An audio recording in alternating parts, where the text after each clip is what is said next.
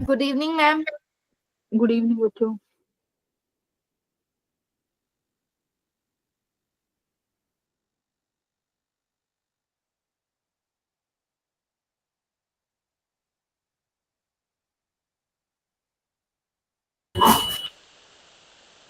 ठीक है, शुरू करें क्लास। Yes ma'am. आप लगे राधे राधे मैम। राधे राधे।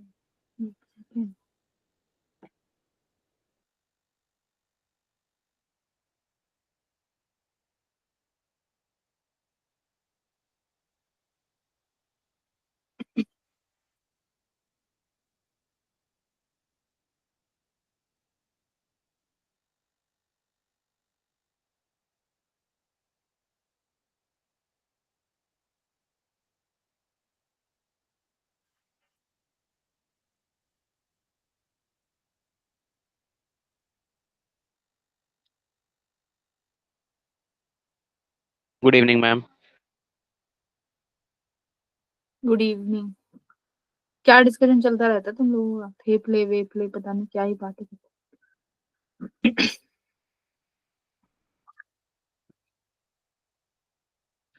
थेपला कुछ नहीं होता, थेपला पराठा ही होता है।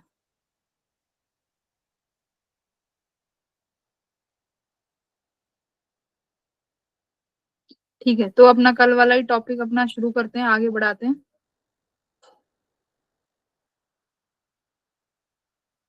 Yes ma'am.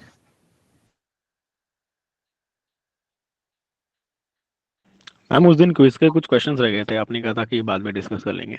मैंने तुम्हें ग्रुप में पीडीएफ भेज दी थी, मैंने बोला था बाकी के जो क्वेश्चंस है उन्हें एक बार देख लेना। देखे थे वो क्वेश्चंस? देख लिए थे। ठीक है। Yes ma'am. हो गए थे सॉल्व? ऑलमोस्ट हो गए थे। Very good, well done. ठीक है, आज तो तुम्हारी मैथ्स की क्लास भी नहीं होगी, 1.5 घंटे यहीं बैठना है तुम्हें, बैठे यस रहो। मैम। हाँ, तो हम लोग ये अपना कंप्लीट कर लेंगे अच्छे से।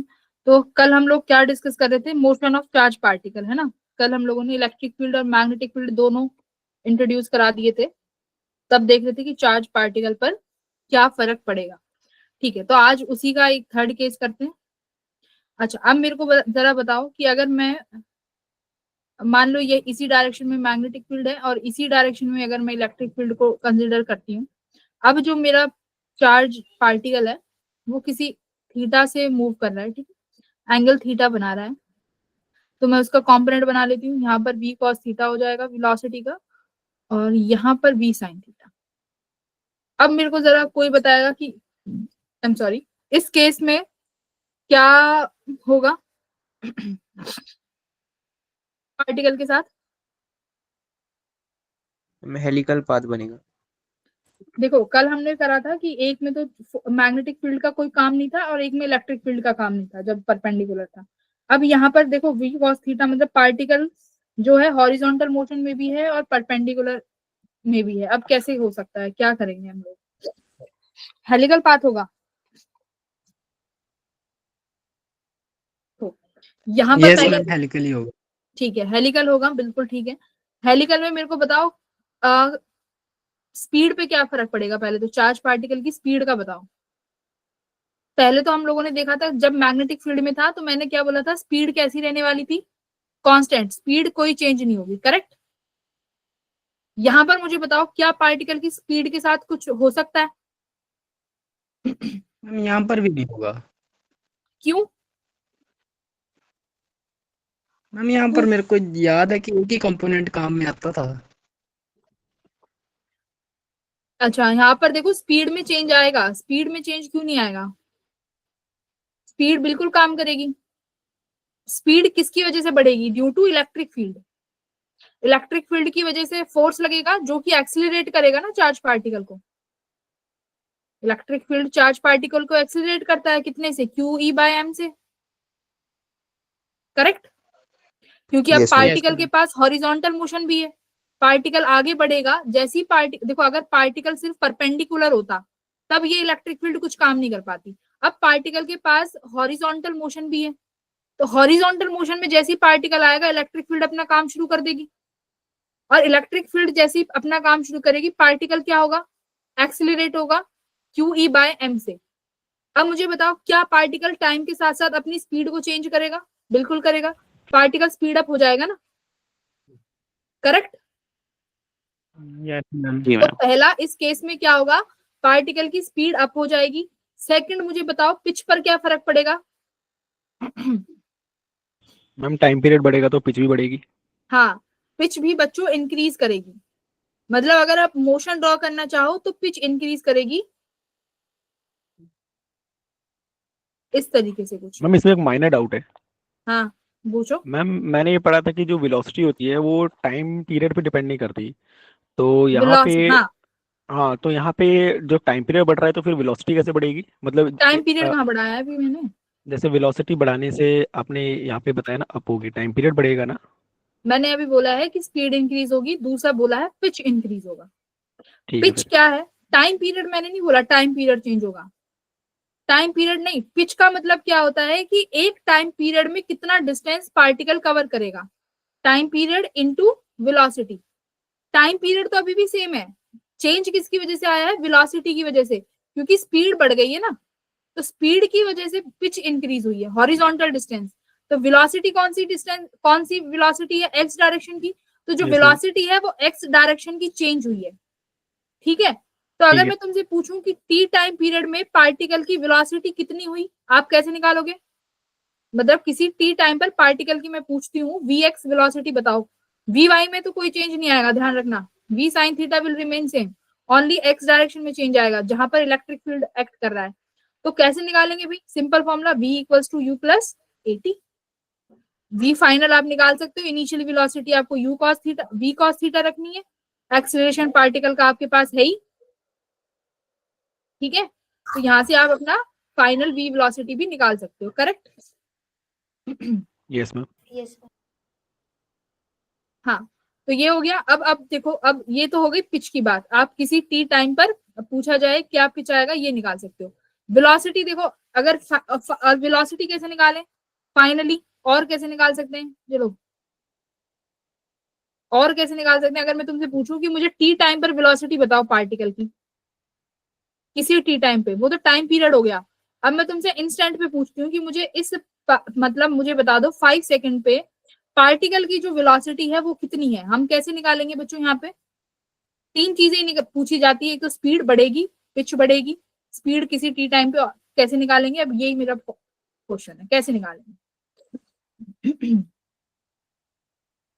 तो देखो यहाँ पर आप यूज कर सकते हो वर्क एनर्जी थ्योरम। क्या कहता है? Work done by all the forces. तो कौन कौन सी फोर्सेस हैं? Magnetic, electric, yes ma'am. Equals to change in kinetic energy. Work done by magnetic force क्या रहता है भाई? जीरो। मैग्नेटिक फोर्स की वजह से वर्क डन क्या होता है? जीरो। जीरो, क्योंकि भाई फॉर्मूला क्या होता है वर्क डन का? F dot S. अब फोर्स और यस मैम। डिस्प्लेसमेंट परपेंडिकुलर होने की वजह से कोई भी यहाँ पर फोर्स वर्क डन नहीं लगता, इलेक्ट्रिक फील्ड का वर्क होगा, ठीक है? अब एक बात बताओ यहाँ पर, अच्छा, work done by electric field, तो कैसे निकालेंगे? वर्क डन क्या हो गया? Force QE। अब यहाँ से देखो कुछ डिस्टेंस चाहिएगी, कि मतलब आप किस डिस्टेंस पे पूछ रहे हैं। मान लो पार्टिकल यहाँ से स्टार्ट हुआ है, आप अब मैं अब यहाँ पूछ रही हूँ कि मुझे बताओ पार्टिकल किसी इतनी दूरी पर है, मान लो इनिशियली से x दूरी पर पहुंच गया है पार्टिकल, तो काइनेटिक एनर्जी निकाल लो। टाइम के लिए तो आपके पास v equals to u plus at वाला फॉर्मूला है।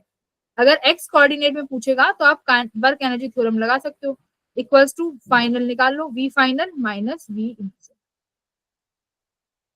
ठीक है? तो ये आपके पास v, ये फाइनली वेलोसिटी आई है, इस वेलोसिटी, ये फाइनल है, यहाँ पर v sin theta v cos theta सबके कंपोनेंट होंगे, ये v फाइनल आया है, ठीक है? तो दो तरीके से, एक तो अपना इक्वेशन ऑफ मोशंस यूज करके और एक वर्क एनर्जी थ्योरम यूज करके आप v निकाल सकते हो। तो अकॉर्डिंगली देख लेना कौन सा सुटेबल लगे रहा है, मैकेनिक्स तो आती है आपको, ठीक है? हम इनिशियल वेलोसिटी जीरो होगी ना? इनिशियल वेलोसिटी जीरो क्यों है? Ma'am work done by electric field तो माइनस में होता है ना। ये देखो v वेलोसिटी है ना, इनिशियल वेलोसिटी तो है भाई, v जीरो क्यों हो जाएगी? क्या कह रहे हो? Work done by electric negative क्यों होगा? नहीं नेगेटिव होता है ना। नहीं, मैंने तो ऐसा नहीं पढ़ा। क्यों work done by electric force negative क्यों होता है? मैम पढ़ा था मैंने। वो पोटेंशियल में करते हैं, माइनस एक्सटर्नल में और भी लगता इलेक्ट्रिक है ना फील्ड वाला लेकिन। माइनस हो जाता है। माइनस क्यों होगा? वो चार्ज पे भी डिपेंड करता है। तो तुम्हें क्या पढ़ना है यहाँ पे? ओ यस यहाँ मैम। पे तुम्हें क्या पढ़ना है कि अगर मैग्नेटिक और इलेक्ट्रिक फील्ड है, किसी पार्टिकल को किसी देखो तीनों केस पढ़े हैं। अगर पार्टिकल रेस्ट पे था, ठीक है, रेस्ट पे था तो मैग्नेटिक फील्ड का कोई काम नहीं आया। परपेंडिकुलर था तो इलेक्ट्रिक फील्ड का कोई काम नहीं आया। करेक्ट। अब किसी एंगल पे फेंक दिया तो दोनों काम करेंगे। बी क्या काम करेगा? सिर्फ सर्कुलर घुमाएगा। अब इलेक्ट्रिक फील्ड उसको क्या करेगा? एक्सिलरेट कर देगा, जिसकी वजह से पिच इंक्रीज हो जाएगी। बस इतना याद रखना है। पिच इंक्रीज हो जाएगी क्यों? क्योंकि एक्स डायरेक्शन की वेलोसिटी एक्सिलरेट कर रही है। तो क्या क्वेश्चन बन सकते हैं कि किसी टी टाइम पर क्या वेलोसिटी हुई? तो formula v equals to u plus a t. फिर क्या पूछ सकते हैं कि इतना डिस्टेंस चलने के बाद क्या वेलोसिटी हुई? तो x के टर्म्स में वेलोसिटी के लिए वर्क एनर्जी थ्योरम लगाना है बस। ठीक है, तो ये motion of the charge particle in magnetic and electric field के अंडर ये टॉपिक तुम्हारा कंप्लीट होता है। क्लियर है? तीनों यस केस मैम। हम पढ़ चुके हैं। Yes ma'am. अगला केस है motion of charge particle in a magnetic field. एक टॉपिक इसमें छोटा सा है, हम लोग उसको और कवर करते हैं। ठीक है, बहुत ही बढ़िया टॉपिक है। 3 केसेस हैं, तीनों केसेस एक बार हम लोग डिस्कस कर लेते हैं।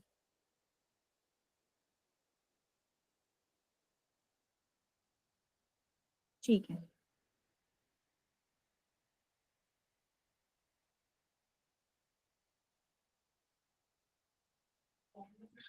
देखो इसको क्वेश्चन भी समझ लेना, टॉप को, या फिर कॉन्सेप्टली समझना चाहो तो ऐसे समझ लो। सपोज करो यहां पर इसके बाद मैग्नेटिक फील्ड है इस रीजन में, इनसाइड, बस इनसाइड मैग्नेटिक फील्ड है। मैंने यहां से किसी चार्ज पार्टिकल को रिलीज किया है, ठीक है, v वेलोसिटी से। ये चार्ज पार्टिकल क्यू है, वेलोसिटी मैग्नेटिक फील्ड इनसाइड है। अब मेरा तुमसे सवाल क्या क्या है, क्या क्या मैं पूछ सकती हूँ इतने से सवाल में कि मान लो ये एंगल है, ये यहां से 30 डिग्री बना रहा है, देखो इतना सा क्वेश्चन है। और यहां से जो एंगल है ये वाला, this angle is 60 degree.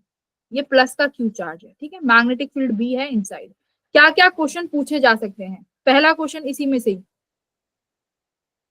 You i, final velocity, change in velocity, change in potential, time spend in, देखो एक क्वेश्चन से सब समझ में आ जाएगा। Time spend inside magnetic field, magnetic field के अंदर कितना टाइम स्पेंड किया, ठीक है। छठा question, distance travel in magnetic field. एक बात देखो, मैग्नेटिक फील्ड इस रीजन के बाहर नहीं है, ए बी के बाहर मैग्नेटिक फील्ड नहीं है। अब पहले मुझे एक बार फोर्स की डायरेक्शन बता दो, इनिशियली कहाँ लग रही है। चलिए यही टॉपिक हम लोग शुरू कर लेते हैं।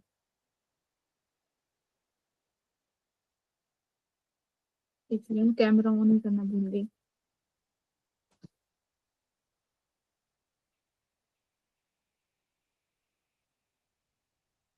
मैग्नेटिक फील्ड में जितना पढ़ाया है उतना पढ़ लेना, बस PYQs लगा लेना, उससे ज्यादा मत पढ़ना किसी भी टॉपिक पे, ठीक है। मैम इसमें मैग्नेटिक फील्ड की पे फोर्स पाम रूल से नहीं बताएंगे? हाँ, पाम रूल से बनाएंगे। तो वेलोसिटी की डायरेक्शन में फिंगर्स, पाम हथेली अपनी, मैग्नेटिक फील्ड इनसाइड। फोर्स देखो कैसा आ रहा है, जस्ट परपेंडिकुलर आ गया वेलोसिटी के, इसमें जेड डायरेक्शन में आ रहा है।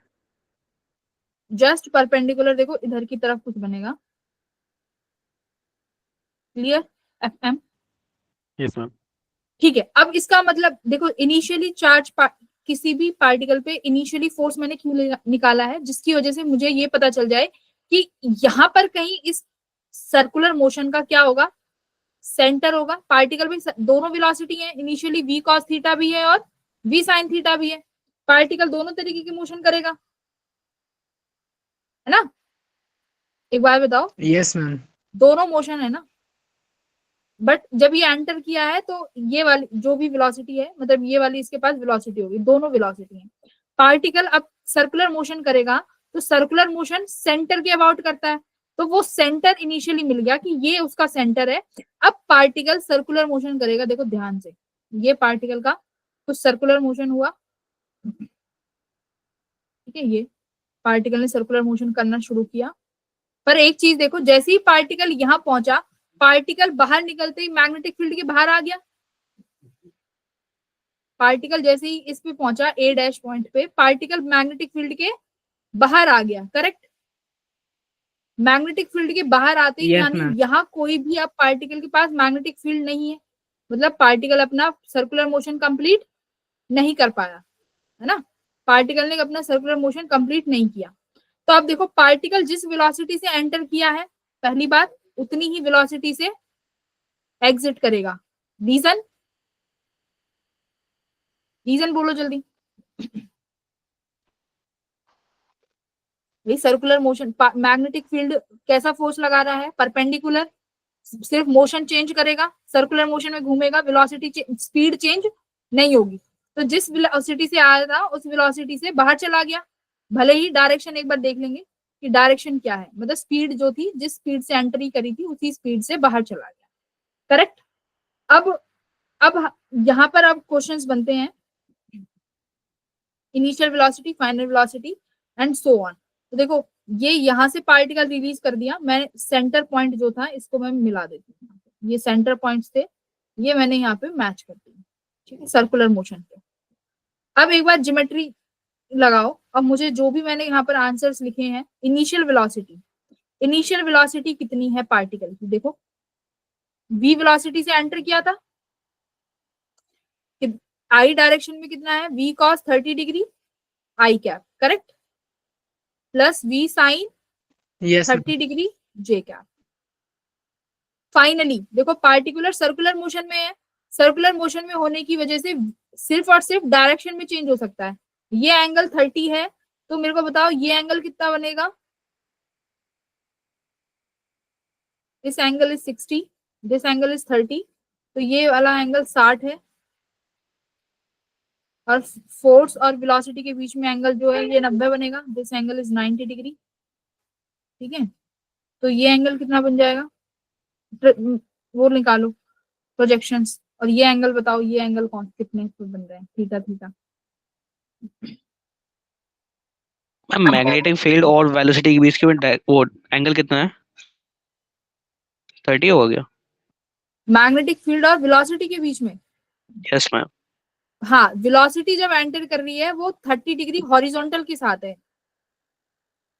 तो मैम ये सर्कुलर पाथ क्यों फॉलो कर रहा है? पार्टिकल हेलिकल क्यों नहीं कर रहा? हेलिकल क्यों करना चाहिए? हम किसी भी रैंडम थीटा पे है ना, ये तो 90 डिग्री पे होता तो सर्कुलर करता। मैग्नेटिक फील्ड और वेलोसिटी के बीच में जो एंगल है, देखो हुआ क्या, एक तो मोशन लेगा ना, ये तुम्हारी बात बिल्कुल ठीक है कि ये हेलिकल पाथ मूव करना चाहिए, है ना? बट जैसे ही ये एक मोशन लेगा ना, जैसे ही उसी मोशन से तुरंत ये मैग्नेटिक फील्ड के बाहर आ गया, ओके ठीक है। मैम। ये, हाँ, ये हेलिकल मोशन ही लेगा, बट जैसे ही इसने अपना एक सर्कुलर लिया, उसके तुरंत बाद ये मैग्नेटिक फील्ड के बाहर आ गया, तो ये अपना पूरा मोशन कंप्लीट नहीं कर पाया। तो क्वेश्चन अब यहाँ पर यही बनेगा कि जो जो क्वेश्चंस पूछे हैं ये आपको आंसर करना है। अगर ये पूरे में मैग्नेटिक फील्ड होती तो पर्टिकुलर एंगल पे आप रिलीज करते तो बिल्कुल हेलिकल पाथ ही कवर करता। Okay ma'am. हाँ, तो अब मेरे को आंसर करो, जो जो मैंने थीटास पूछे हैं, ये थीटा बताओ पहली बात, तो ये कितने थीटा बनेंगे? देखो, ये एंगल बनेगा 60 डिग्री, ठीक है, यहां से ये एंगल भी 60 डिग्री बनेगा, और this angle will also comes out 60 degree, ठीक है। अगर ये एंगल 60 है तो ये एंगल भी मेरा कितना बनेगा? वेलोसिटी और उसके बीच में ये एंगल भी 60 डिग्री बना, ठीक है, ज्योमेट्री से निकाल लेना। तो v फाइनली भी आप अब निकाल सकते हो, तो यानी ये वाला कॉस हो गया और ये वाला मेरा साइन हो गया, v साइन 60 डिग्री, और ये हो गया v cos 60 डिग्री, ठीक है। तो v फाइनली निकाल लो, एक्स डायरेक्शन में minus v sine 60 degree i cap, और ये एक्स वाई डायरेक्शन में कितना हो गया plus v cos 60 degree j cap. Okay, अब एक बार बताओ, मोमेंटम अगर मैं देखूं वाई डायरेक्शन में, ये यहाँ पर क्या था मेरा वी साइन 30 और ये था वी कॉस 30।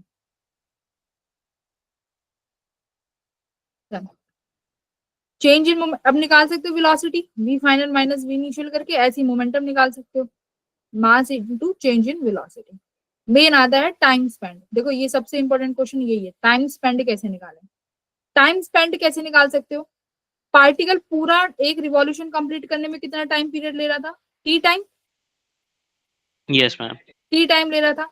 अब एक चीज देखो, मुझे टाइम स्पेंड निकालना है कि पार्टिकल ने कितना टाइम स्पेंड किया। एक बार ये एंगल देखो थीटा, पार्टिकल ने कितना रिवॉल्यूशन किया 60 डिग्री, 60 डिग्री कितना घूमा पार्टिकल 120 डिग्री, 120 हाँ, यस मैम। पार्टिकल जो है 120 घुमा, और एक टाइम पीरियड कब कंप्लीट होता है जब वो कितना घूमता 180 360 360। पार्टिकल जब 360 घूमता तो उसका एक टाइम पीरियड कंप्लीट होता। तो अब 120 डिग्री पे वो कितना टाइम पीरियड आया उसका निकालो, 1/3 1/3। तो पार्टिकल कितना टाइम स्पेंड किया उसने अपने टाइम पीरियड के t/3 का टाइम स्पेंड किया। इतना तो सबको क्लियर है भाई। 1 डिग्री का निकाल लो, t/360 इंटू 120 कर दो, तो ये तुम्हारा t/3। अब टाइम पीरियड तो क्या रहता है, कांस्टेंट टाइम पीरियड हम निकाल सकते हैं 2πm/qb। तो अब अगर तुमसे पूछा जाए कि कितना टाइम स्पेंड किया है, देखो ये क्वेश्चन सबसे ज्यादा ये वेलोसिटी नहीं पूछेगा क्योंकि इसमें ज्योमेट्री आ जाएगी। टाइम स्पेंड पूछ सकता है कि पार्टिकल ने कितना टाइम स्पेंड किया, बट ये ध्यान रखो ये 60 डिग्री निकालने के बाद ही आया है टाइम पीरियड, ठीक है। तो 2πm/qb का 1/3 पार्टिकल इनसाइड स्पेंड करेगा। दूसरा क्वेश्चन आता है डिस्टेंस ट्रेवल।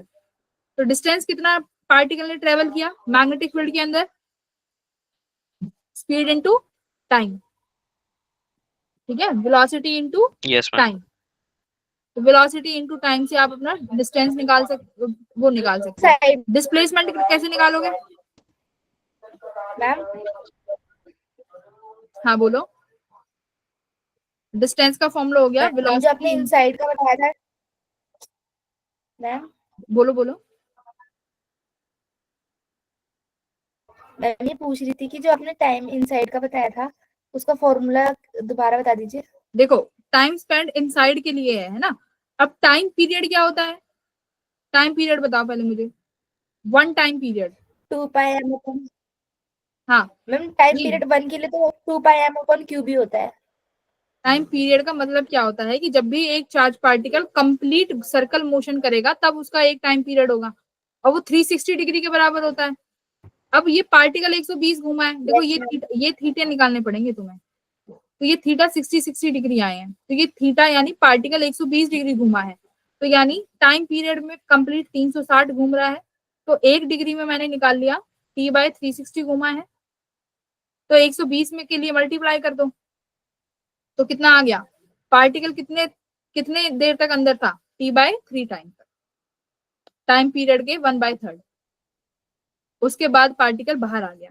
अब दूसरा क्वेश्चन था डिस्टेंस ट्रेवल, कि पार्टिकल ने कितना डिस्टेंस ट्रेवल किया मैग्नेटिक फील्ड के अंदर। तो डिस्टेंस क्या होता है, स्पीड इनटू टाइम। टाइम आप निकाल चुके हो, स्पीड आपको गिवन है v की वैल्यू रख दो, और स्पीड जो आपने टाइम निकाला है इसकी वैल्यू रख दो, ठीक है। तो v इंटू t/3 डिस्टेंस आ गया। 7th क्वेश्चन, चलो डिस्प्लेसमेंट बता दो।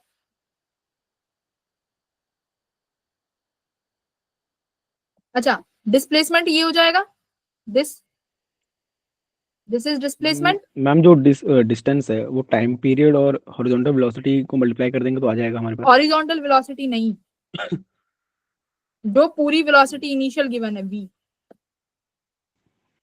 वेलोसिटी जो, हाँ v कंपोनेंट नहीं, सिर्फ v, ठीक है, कंपोनेंट नहीं लेना, जो वेलोसिटी है जो टाइम है वो लिखना है। अब तीसरा डिस्प्लेसमेंट। अब डिस्प्लेसमेंट कैसे निकालोगे, देखो ये सेंटर से लिया हुआ है, ये सेंटर से लिया गया है, अगर ये r है तो ये कितना, ये वाला डिस्टेंस कितना बनेगा, ये r cos 60 होगा और ये r sin 60, ऐसे सिमिलरली ये r sin 60 हो जाएगा। तो डिस्प्लेसमेंट कितना कवर किया उसने, 2r sin 60। तो डिस्प्लेसमेंट लिख लो कितना आया, 2r sin 60, ये डिस्प्लेसमेंट है पार्टिकल का। तो एक केस बनता है ये। तो इस केस में जो भी मैक्सिमम क्वेश्चंस हैं वो यही आते हैं। अब की बार मुझे लगता है ज्यादातर चांसेस है मोशन, इस तरीके के मोशन पे क्वेश्चन जरूर पूछेगा, ट्रेजेक्ट्री पे 101% मेरे अकॉर्डिंग मुझे लगता है। और कौन 3 केस बनते हैं, तीनों केस तुम्हें बता दूंगी, तीनों केस पढ़ के जाने हैं। तो यहाँ से एक तो तुम्हें एंगल्स निकालने आने चाहिए, टाइम स्पीड हमने पढ़ लिया है कैसे निकालना है, डिस्टेंस और डिस्प्लेसमेंट, तीनों चीज हो गई। अब देखो दूसरे तरीके का सवाल क्या बनता है, ये तो ये लास्ट, ये तो PYQ है जो अभी मैं करा रही हूँ, बट ये क्या है क्वेश्चन, देखो एक बार क्वेश्चन देख लेते हैं। हाँ, ठीक है, मान लेते हैं जो मेरी फील्ड है ये टाइप 2 है। अब की बार फील्ड को एक रीजन के अंदर स्टोर कर दिया, ठीक है, इस यहाँ पर मैग्नेटिक फील्ड सिर्फ इस रीजन के अंदर है, ये डिस्टेंस d है, क्लियर। अब पार्टिकल को क्या करते हैं, देखो मैग्नेटिक फील्ड इनसाइड है, अब पार्टिकल को बिल्कुल परपेंडिकुलरली भेज रहे हैं, ठीक है। पार्टिकल कैसा मोशन करना चाहिए, सर्कुलर। सर्कुलर मोशन, ठीक है। अब केस क्या बनेगा यहाँ पे, टाइप 2 का फर्स्ट केस है कि जो ये डिस्टेंस है ये जो है ये रेडियस से काफी बड़ी है, रेडियस नहीं पूरा, हाँ डायमीटर ले लेते हैं, ठीक है। अब पार्टिकल पे फोर्स कहाँ लग रहा है, पहले तो मुझे ये बताओ, ऊपर की तरफ, यहाँ पर इसका FM आया, यानी पार्टिकल का जो मोशन होगा यहाँ ही कहीं तुम्हें कोई ना कोई सेंटर मिलेगा जिसके अबाउट पार्टिकल जो है सर्कुलर मोशन करेगा। सेंटर तुमने ढूंढ लिया। अब पार्टिकल का देखो रेडियस क्या है, जब पार्टिकल मोशन करेगा तो वो सर्कुलर मोशन करेगा, तो वहां पर ये रेडियस भी होगी उस सर्कल की। अब यहाँ पर क्या बोला है कि जो ये डिस्टेंस है जिस पर फील्ड है ये तुम्हारी रेडियस, अच्छा ये तो छोटी कर दी ना मैंने, डिस्टेंस छोटी कर दी, पहला केस डिस्टेंस बड़ी होनी चाहिए,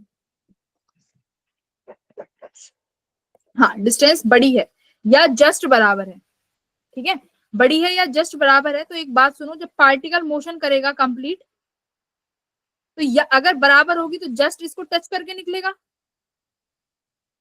यस मैम। बराबर होगी तो जस्ट टच करके निकलेगा। अगर ये अगर छोटी होगी तो यहाँ से कैसे बाहर निकल जाएगा।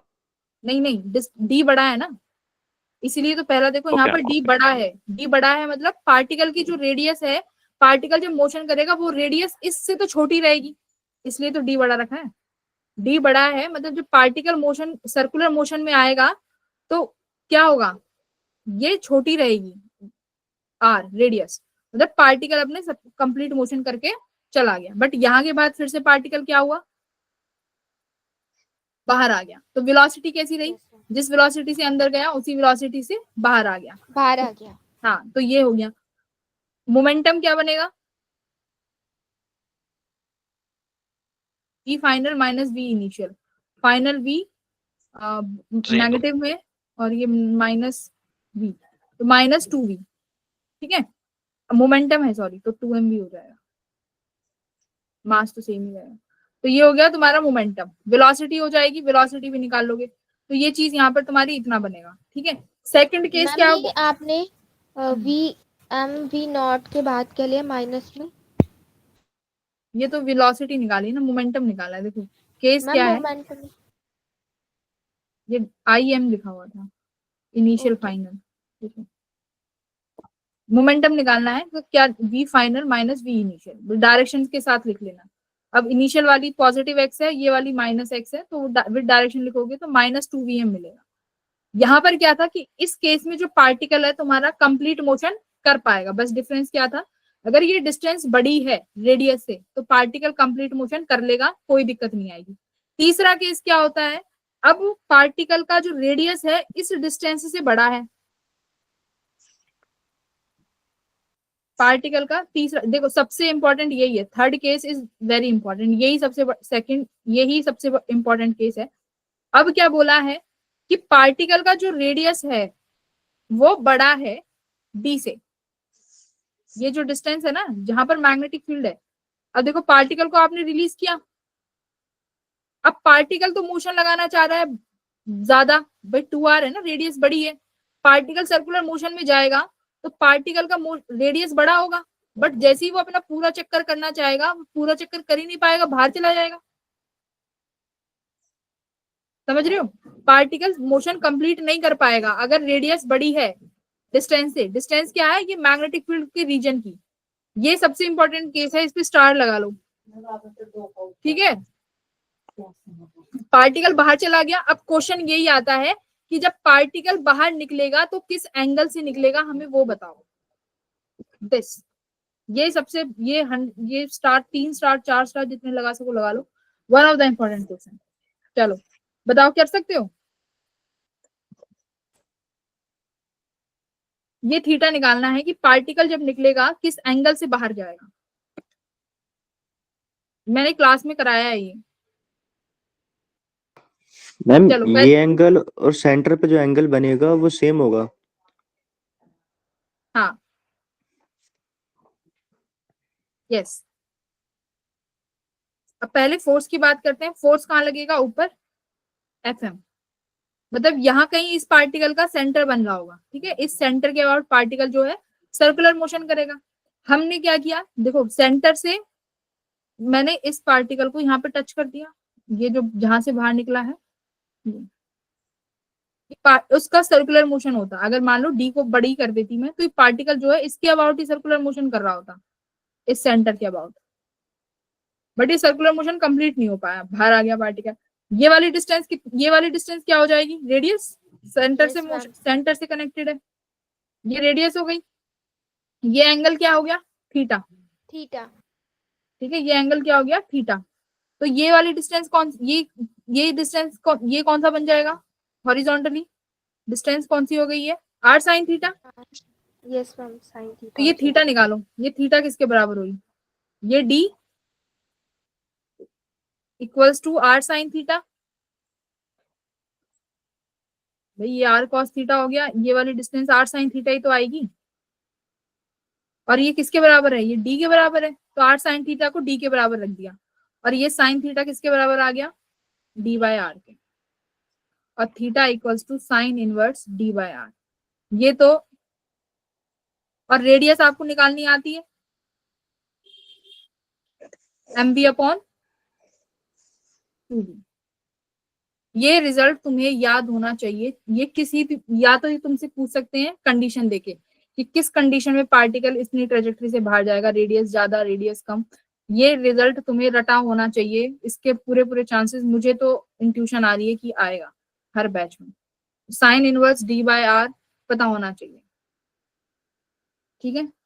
तो ये तो डायरेक्ट रिजल्ट है, sine inverse d by r, sine inverse d by r। पर ये कब आया है, जब आपकी रेडियस बड़ी हो गई है डिस्टेंस d से। तीनों केस याद हो गए, यहाँ पर तो v वेलोसिटी से सीधा आया सीधा चला जाएगा, यहाँ तो कोई दिक्कत ही नहीं। पहला केस ये बनता है जब किसी एंगल से ड्रॉप करोगे, तो एंगल से ड्रॉप करोगे तो time spend, distance, momentum, velocity, बस।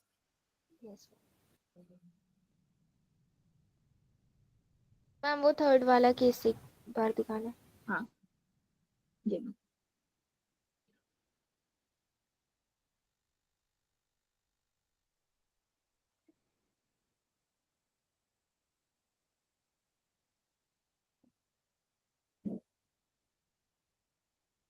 मैम वो जो r sin थीटा लिया है आपने, तो जहाँ पे एंगल थीटा भी है वो कहाँ- पॉइंट क्या लिखा है मैम, कहाँ जो पे है? ऊपर है मैम, ऊपर वाला जो पॉइंट है ना, जहाँ पे r sin थीटा है और क्यू कह रही हूँ थीटा है साथ में, ये? वो पॉइंट डी है, ये सी पॉइंट है। Okay ma'am. सी मतलब ये सेंटर है। देखो ये फोर्स इसीलिए लगाते हैं कि मुझे सेंटर मिल जाए, और सेंटर मिलते ही आधे अच्छा। काम हो जाते हैं।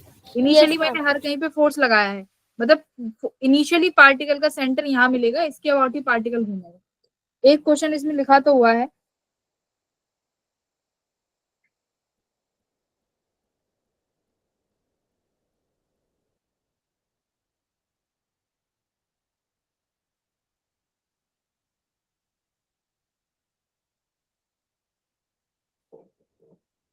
चलो अब मूव करते हैं, force on current carrying wire, अगर मतलब वायर को अगर हम लोग मैग्नेटिक फील्ड के इनसाइड रखते हैं तब क्या होगा, ठीक है। तो ये टॉपिक है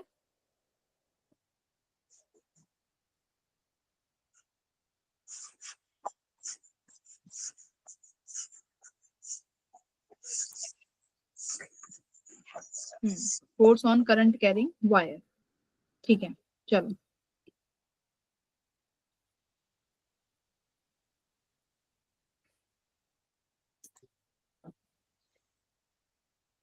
देखो, ये कोई भी वायर है, इसको मैंने मैग्नेटिक फील्ड में रखा गया है।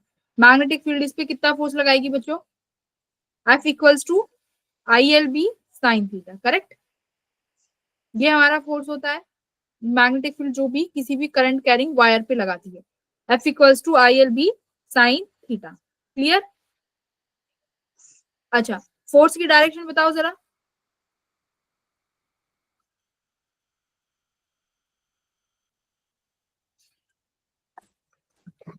अपवर्ड।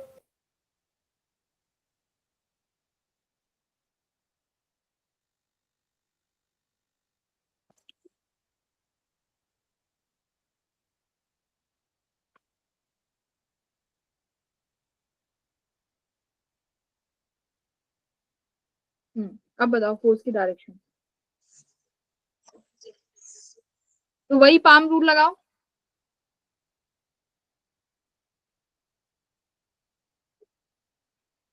लेफ्ट राइट कहाँ लगेगा, हम लेफ्ट।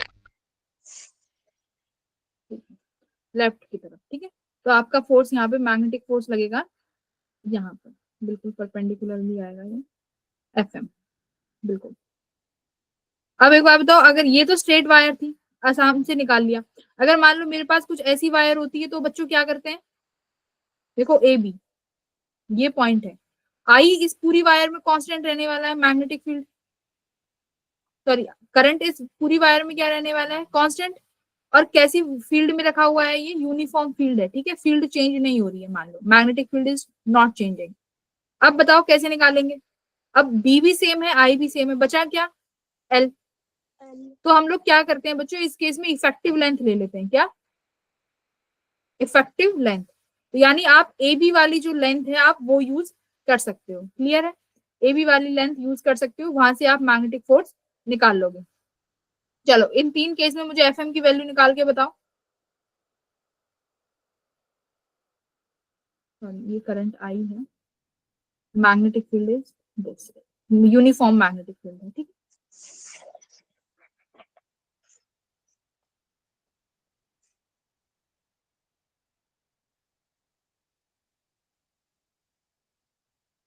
चलो पहला केस, ये सेकंड केस, और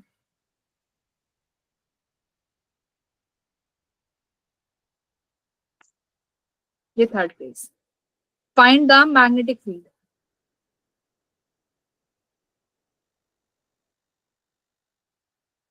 ये इसका रेडियस R है, ठीक है, इस सर्कल का, सेमी सर्कल का।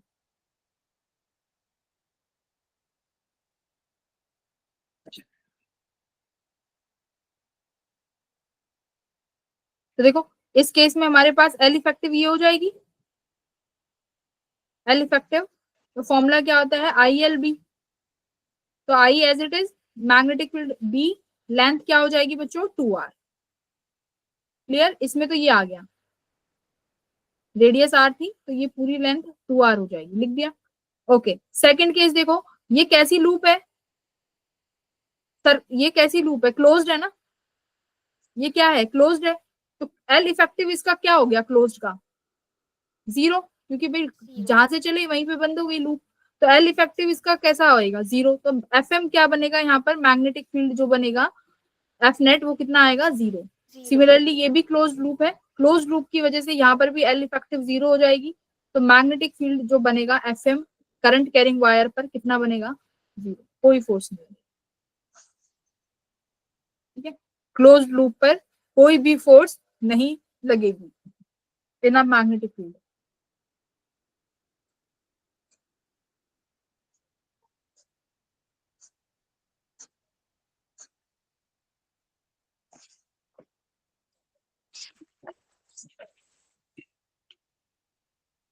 आगे बढ़े। अब एक क्वेश्चन है, ये क्वेश्चन आप लोग एक बार सॉल्व कर दो।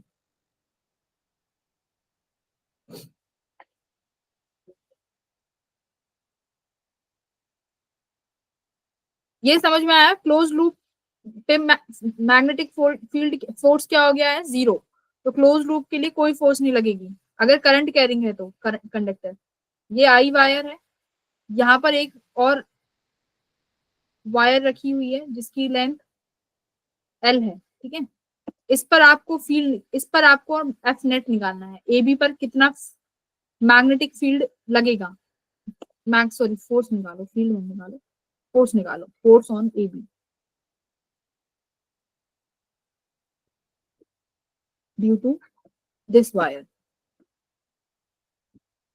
ये डिस्टेंस भी चाहिएगा, ये डिस्टेंस मैंने दे दिया आपको ए। करिए।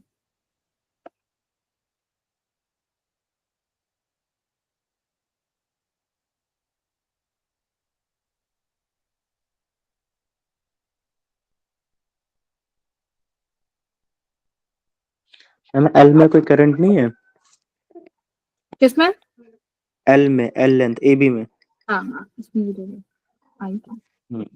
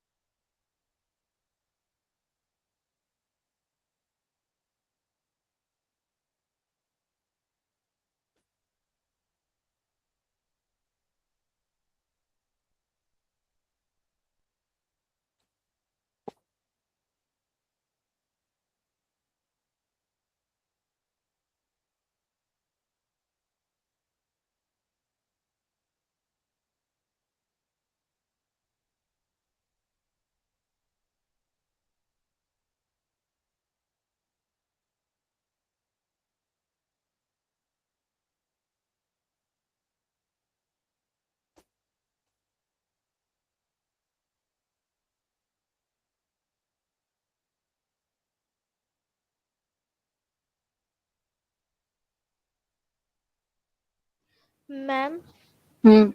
मैम ये आपने F A B due to क्या है? ड्यू टू वायर है ना, ये वायर I1। यस मैम, तो ओके। इस वायर की वजह से मैग्नेटिक फील्ड जनरेट होगा।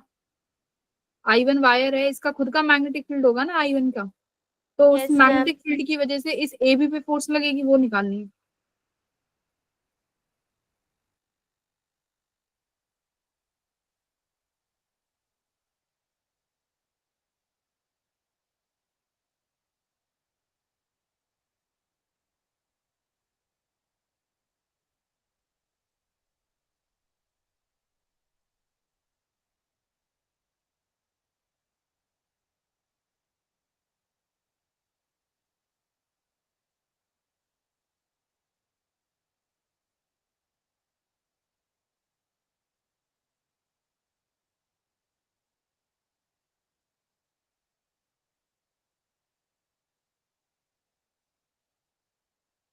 जिसका फर्स्ट हो जाए वो सेकंड करना।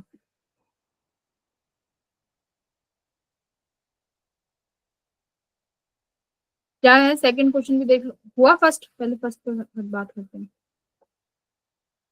देखो ये इंटीग्रेशन से करना पड़ेगा, अगर मैग्नेटिक फील्ड यूनिफॉर्म होती तो IL भी सीधा कर देते हैं। अब मैग्नेटिक फील्ड इस स्ट्रेट वायर की वजह से है, तो कैसी मैग्नेटिक फील्ड बनेगी, ठीक है, इधर की तरफ इनसाइड है, यानी इनवर्ट्स बन रही है, ठीक है। अब स्ट्रेट वायर की वजह से मैग्नेटिक फील्ड होती क्या है, लॉन्ग स्ट्रेट वायर की वजह से μ0I/2πr, मतलब R पे वेरी कर रही है, यानी नॉन यूनिफॉर्म फील्ड हो गई ना। वेरी कर रही है यहाँ पे, वेरिएबल है, तो हम हमेशा कैसे करते हैं, एलिमेंट कट करते हैं dx। तो इस dx एलिमेंट पे मान लो ये dx एलिमेंट है जो इस वायर से x दूरी पर है, तो फोर्स क्या लगी, ILB, आई, ठीक है, I2, मैग्नेटिक फील्ड कितना है, μ0I/2πr, 2π, डिस्टेंस x है, कितना लेंथ है dx, लिख दिया। अब ये dx का इंटीग्रेशन करना है आपको, तो कहां से स्टार्ट हो रही है आपकी लेंथ, a से, तो a कितनी दूरी पर है, a distance, last point b कितनी दूरी पर है, a प्लस l पर, तो ये आपका एफ नेट आ जाएगा।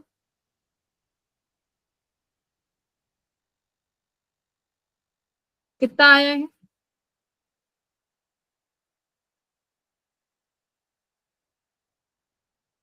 पहले वाले में μ0I1/2 फिर ln में लिमिट है लॉग, अंदर। हाँ वेरी गुड। तो ये था बेसिक वन, ये मैंने क्लास में वैसे भी बहुत बार कराए हैं, ठीक है। तो अब सेकंड क्वेश्चन करो। तो 1/x का इंटीग्रेशन log x होता है, तो μ0I1/2 log a plus l upon a upon 2π। तो सिर्फ इतना सा ये क्वेश्चन था।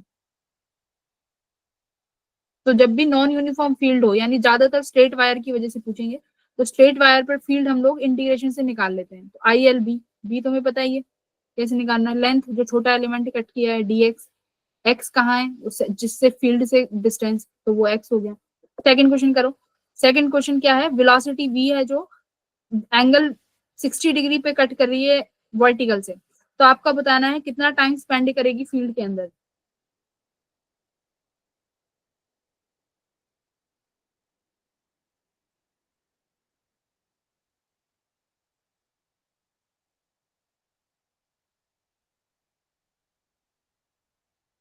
मैम इसका T/3 है क्या? T/3 होता तो वो मैं करा तो दिया। मैम इसका सेंटर जो बनेगा इसी लाइन पे बनेगा या फील्ड के अंदर बनेगा? ये वेलोसिटी है, इसी लाइन पे क्यों बनेगा, परपेंडिकुलर निकालो, इसके परपेंडिकुलर कैसे बनेगा, फोर्स तो यहाँ है ना, तो इसके अलोंग ही कहीं सेंटर आएगा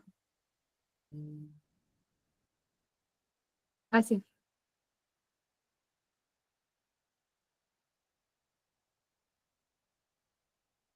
घुमाओ पार्टिकल को और एंगल्स निकालो। चलो इतना काम तो मैं कर देती हूँ, मैं ही घुमा देती हूँ, ये लो, इसके अबाउट मैंने पार्टिकल घुमा दिया,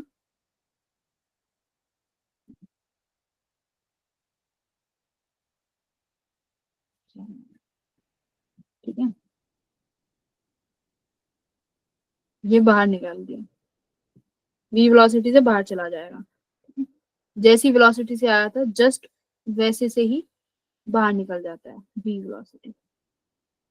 मैम T/6। नहीं, ध्यान से करो भाई, अब गलती का कोई, अब तुम्हारे पास गलती का कोई ऑप्शन नहीं है, ज्योमेट्री निकालो, ज्योमेट्री। देखो फोर्स और वेलोसिटी के बीच में कितना एंगल बनता है, 90 डिग्री का, ये angle 60, this angle is 60 degree, ये एंगल कितना बनेगा, this angle 90 degree.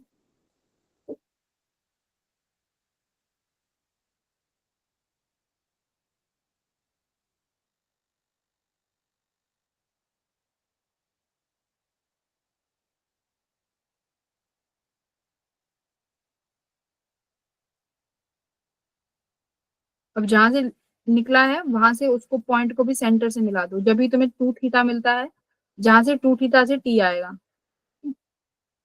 At the end आपको ये 2 थीटा निकालने हैं, this angle and this angle.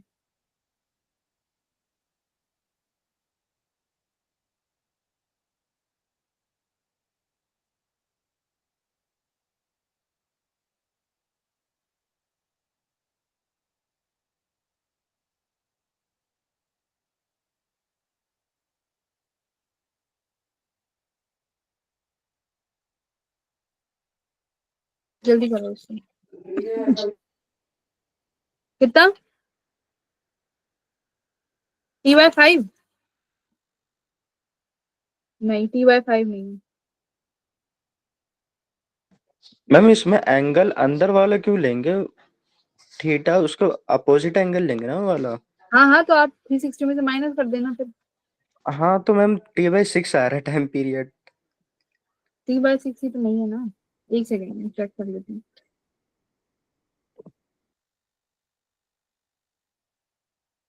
T/6 नहीं, T/6 नहीं है भाई।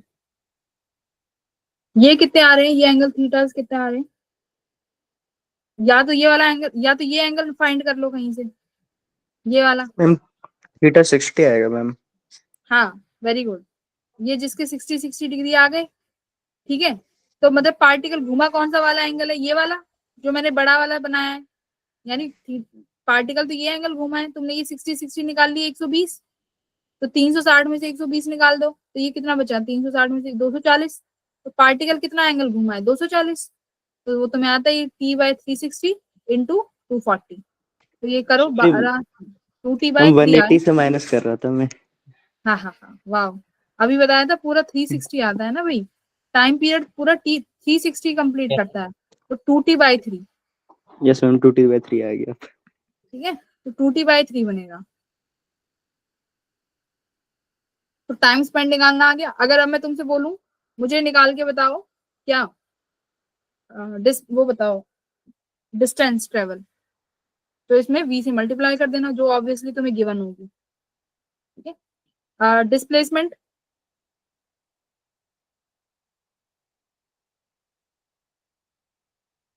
2r sin 60 ma'am. डिस्प्लेसमेंट कितनी बनेगी भाई? ये cos 6, ये cos है, वो साइन, हाँ, 2r sin 60। Clear, very good. तो बस आपको ट्रेजेक्टरीज निकालनी आनी चाहिए। देखो, ये एंगल 60 का बना, दिस एंगल इज 60। क्लियर, ये 60 था तो ये 60 बन गया। तो बच्चों ये एंगल कितना बना? 30। इतनी ट्रेजेक्टरी थी। देखो ये एंगल 30 का बन गया। देख लो, जिसको एंगल नहीं निकालने आ रहे हैं वो एक बार एंगल देख लो कैसे निकालते हैं। जिसकी ज्योमेट्री कमजोर है, देख लो एक बार।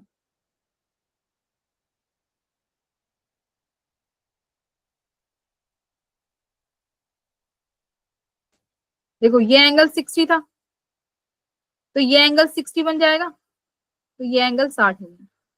ये एंगल कितना बन जाएगा? 30। तो ये 30 डिग्री। तो अब देखो, ये तो भाई परपेंडिकुलर 90 डिग्री का ही होगा, ड्रॉ किया है तुमने। तो ये एंगल कितना बचा? 30।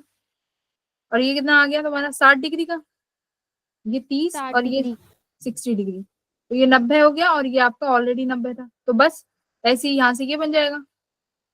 ये 60, तो तुम्हें इतना तो पता ही है, अगर ये 60 बनेगा तो ये भी सेम एंगल बनेगा, तो ये भी 60 बन गया। Yes ma'am. ठीक है। तो ऐसे आप ज्योमेट्री से सॉल्व कर सकते हो एंगल्स को। ऐसे पुराने वाले क्वेश्चन में भी निकाल सकते हो ज्योमेट्री। सेम ही इसमें भी इसी तरीके से बन रही होगी। इसमें मैंने एंगल्स लिए थे,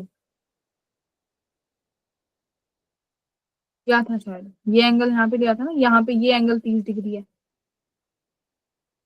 तो ये 60 बना था यहाँ पे, ये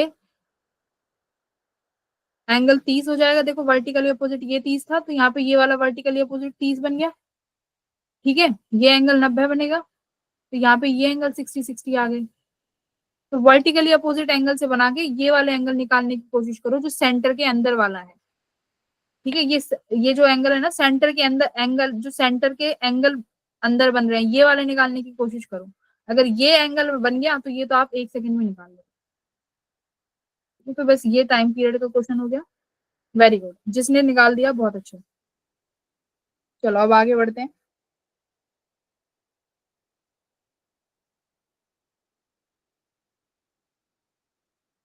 क्वेश्चन नंबर 3। देखो ये स्टैंडर्ड क्वेश्चंस होते हैं, अगर इन क्वेश्चंस को कर लोगे तो फिर आगे दिक्कत ही नहीं आनी थी। इसमें करंट है कुछ भी, मान लो इस वायर में करंट है I1, ये हमारी लूप है यहाँ पे, इस लूप में करंट फ्लो कर रहा है I2।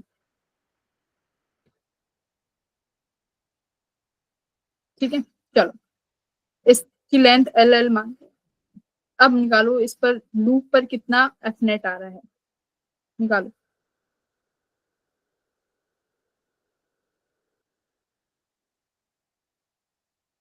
क्या अब एफ नेट 0 बनेगा? मैंने अभी तुम्हें बताया था क्लोज लूप में एफ नेट 0 बनाया था, क्या अब 0 बनेगा? ये भी तो नो क्लोज मैम। मैम इसमें नहीं हाँ, बनेगा। वहां पर मैग्नेटिक फील्ड कैसी थी? यूनिफॉर्म थी।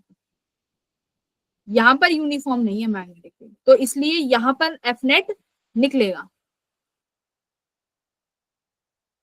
चलो ये वाली डिस्टेंस भी तो चाहिए, ये मान लेते हैं ए है, इसका लेंथ एल दिया ही है। कैसे? अब मुझे बताओ किस किस के तो पास 0 हो जाएगी?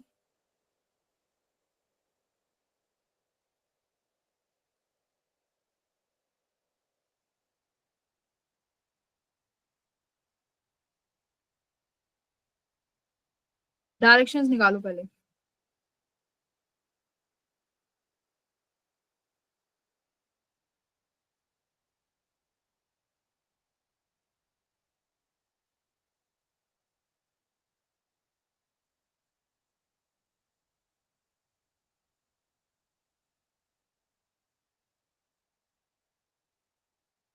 ए बी सी डी को देखो, ए बी लेंथ, फोर्स कहाँ लग रहा होगा? मैग्नेटिक फील्ड इनसाइड है, यहाँ पर मैग्नेटिक फील्ड इनसाइड है। ए बी वायर पे देखो कैसे निकालोगे, ऊपर की तरफ फोर्स, फोर्स ऊपर आया, सी डी वायर पे नीचे आया। ये एफ फोर्स कैसा होगा? बराबर का फोर्स होगा ना, तो ए बी वायर और सी डी वायर के जो फोर्स हैं एक दूसरे को कैंसिल कर देंगे, तो ए बी और सी डी पर कोई फोर्स निकालने की जरूरत नहीं है। एडी और बीसी पे आपको निकालना आता है।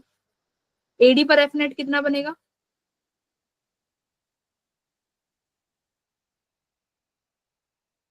आई L B, I1 I2, length कितनी है? Magnetic field mu not I upon कितना बनेगा? 2 पाई। ये डिस्टेंस कितनी है? ए।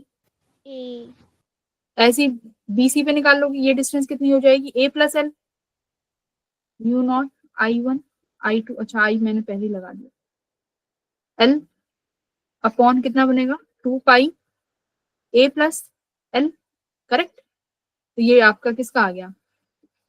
एफ बी सी का आ गया। डायरेक्शंस इक्वल एंड अपोजिट आएंगी, तो नेट क्या करोगे? माइनस, ऐसे कर लो,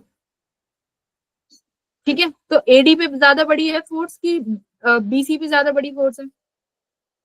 ऑब्वियसली एडी पे, क्योंकि पास है, तो यानी F AD minus F BC कर दो, सीधा सीधा।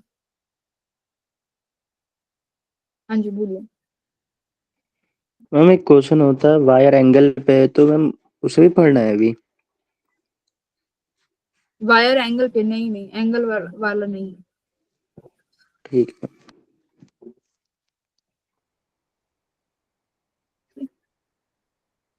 तो ये हमने पूरा फोर्स का, मतलब जितना तुम्हारे लिए फोर्स इंपॉर्टेंट था हमने फोर्स कंप्लीट कर दिया है। अब मैं आगे बढ़ रही हूँ। हाँ बोलो, मैग्नेटिक मूवमेंट पे। मैम बस यही वाला देखना था, थोड़ा डायग्राम तो देख लो, आपने देख हटा दिया था ना। देखो, अब किसी को यहाँ पे डाउट है तो पूछ लो, फिर हम लोग मैग्नेटिक मूवमेंट पे चलते हैं आगे। मैम हो गया। हो गया? नहीं डाउट बताओ अभी किसी के हैं तो।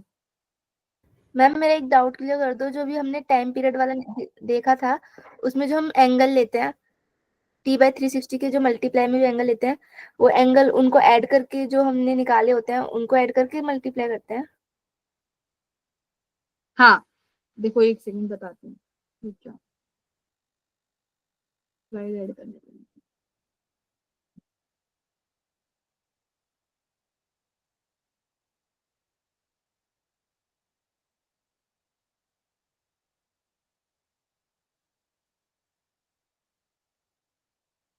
बताओ क्या दिक्कत है?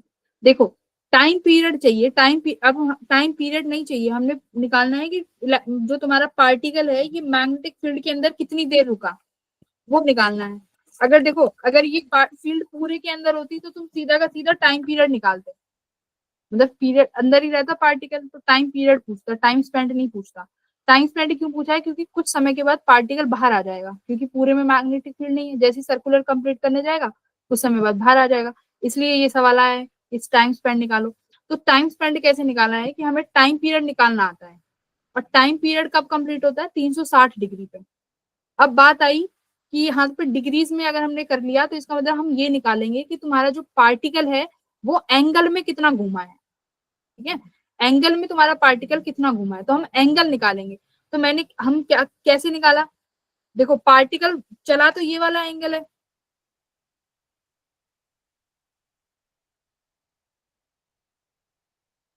देखो पार्टिकल घूमा तो ये वाला एंगल है, ये वाला एंगल है ना, ये वाला एंगल घूमा है, बट बाय ज्योमेट्री हम ये एंगल निकाल सकते हैं ये वाले, तो ये 60 डिग्री के एंगल निकाल लिए, मतलब पार्टिकल यहाँ पर 120 डिग्री एंगल बना रहा है, तो टोटल 360 होता है, यानी ये कितना निकल के आया, 360 में से 120 माइनस कर दिया, तो यानी 240। पार्टिकल कितना घूमा है, 240 डिग्री तुम्हारा पार्टिकल घूमा है, तो 240 डिग्री घूम गया, तो अब 240 डिग्री घूमने में कितना समय लगा होगा उस पार्टिकल को, वही निकालना है एट द एंड।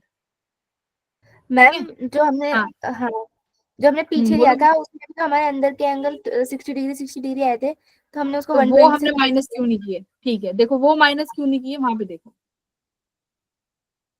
यहाँ देखो, यहाँ क्यों नहीं माइनस किए, यहाँ पर जब पार्टिकल घुमा है, देखो यहाँ पे तुमने पार्टिकल घुमाया, ये तो पार्टिकल का एंगल यही आया ना सीधा, और ये एंगल कहाँ से निकाले, ये एंगल यहीं से तो निकाले हैं तुमने, ये एंगल, तो इसमें तो सीधा का सीधा आएगा ना, इसमें माइनस करने की जरूरत ही नहीं पड़ी।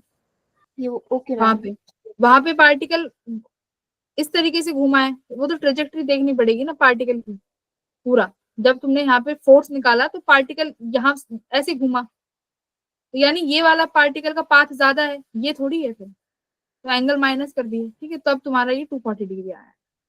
Okay ma'am. वो तो भाई क्वेश्चंस तुम्हें सॉल्व करने पड़ेंगे, या फिर यही 2 3 4 क्वेश्चंस हैं, इन्हीं में ही एंगल बदल बदल के ले लेना। अब हम आगे बढ़ते हैं मैग्नेटिक मूवमेंट पे।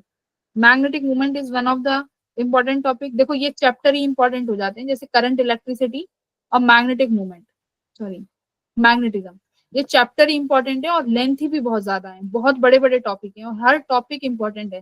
जैसे करंट इलेक्ट्रिसिटी देखो, और तुम्हारे पास ये मैग्नेटिज्म, कितने टॉपिक्स हैं, और कोई भी टॉपिक ऐसा नहीं है जो छोड़ के जा सकते हो। यहाँ पे ड्रिफ्ट वेलोसिटी से लेके series parallel, correct, KVL KCL नहीं छोड़ के जा सकते, फिर उसके बाद केवीएल केसीएल के बाद व्हीटस्टोन ब्रिज आ जाता है, फिर उसके बाद तुम्हारे वो 3 गैल्वेनोमीटर आ जाता है, और फिर उसके बाद और क्या, मीटर ब्रिज, कोई भी ऐसा टॉपिक नहीं है जो छोड़ के जा, फिर उसके बाद पावर, देखो पावर आ गया, फिर उसके बाद सेल आ गया, मतलब कोई भी ऐसा टॉपिक नहीं कह सकती कि मैं छोड़ के चले जाऊं। Similarly magnetism, Biot Savart law, Ampere's law, तीसरा फोर्स, फोर्स तो ये लगा लो, फोर्स तो स्टार मार्क कर लो भाई, यहाँ से तो क्वेश्चन आते हैं। फोर्थ आता है मैग्नेटिक मूवमेंट, तो स्टार मार्क कर दो, सेकंड मोस्ट इंपॉर्टेंट। फिफ्थ क्या है, इसके बाद बताओ क्या आया, इस मैग्नेटिक मूवमेंट के बाद क्या आता है, बोलो, इसमें भी गैल्वेनोमीटर है, मैग्नेटिक वाला गैल्वेनोमीटर। छठा टॉपिक क्या आता है, मैम पैरेलल टाइप कंडक्टर वाला। टाइप्स ऑफ मटेरियल, पैराड आया, करेक्ट। ये देखो यहाँ पे भी इतने सारे मैम टॉपिक, ये टॉपिक भी तो इसी में, मैग्नेटिक ससेप्टिबिलिटी, इंटेंसिटी। हाँ ये टाइप्स ऑफ मटेरियल में आ गए ना, ये सब मैग्नेटिज्म में है। तो कोई भी टॉपिक नहीं छोड़ के जा सकते। अब मूव करते हैं मैग्नेटिक मूवमेंट पे, ठीक है। मैग्नेटिक मूवमेंट में भी जहां तक अब तक क्वेश्चन आए वो हम लोग कवर करने की कोशिश करेंगे सारे।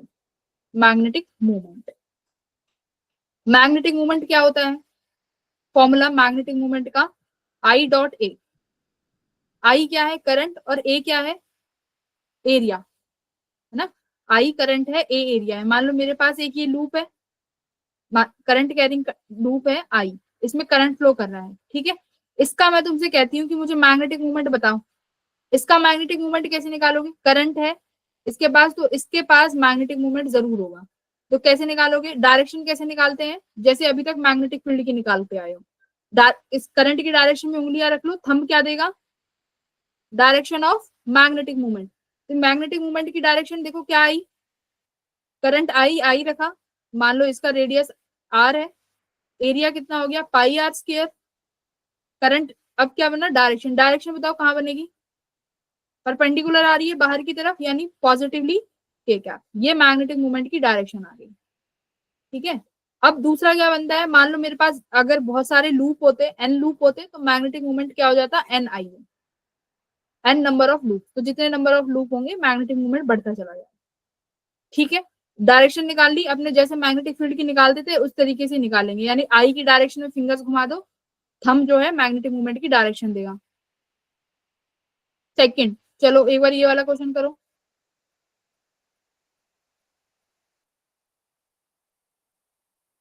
दोनों भाई सॉरी, रेडियस इसकी रेडियस r1 है और इसकी रेडियस r2 है, करंट की डायरेक्शन मैंने तुम्हें बता दी है आई, और इसमें भी आई है। चलो एम नेट निकालो इसका।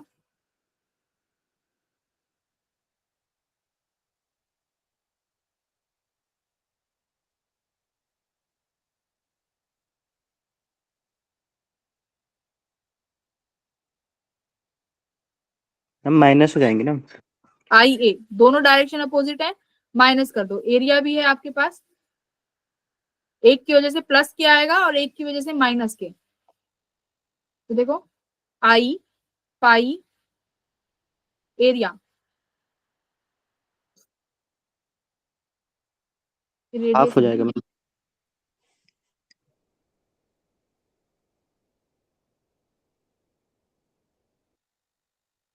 चलो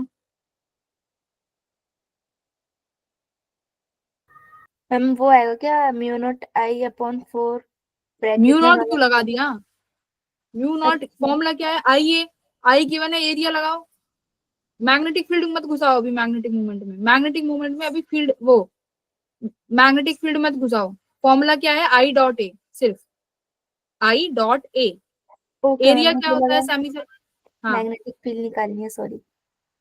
मैग्नेटिक मूवमेंट पे आ जाओ, फील्ड भूल जाओ। चलो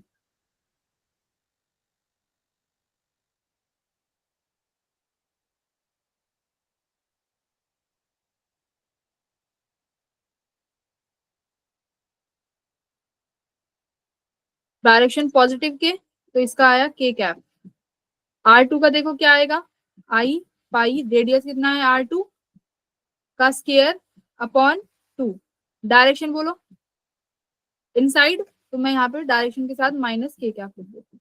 ठीक है, ये एमिनेंट है, अब प्लस माइनस जो भी है उसकी जरूरत ही नहीं पड़ेगी।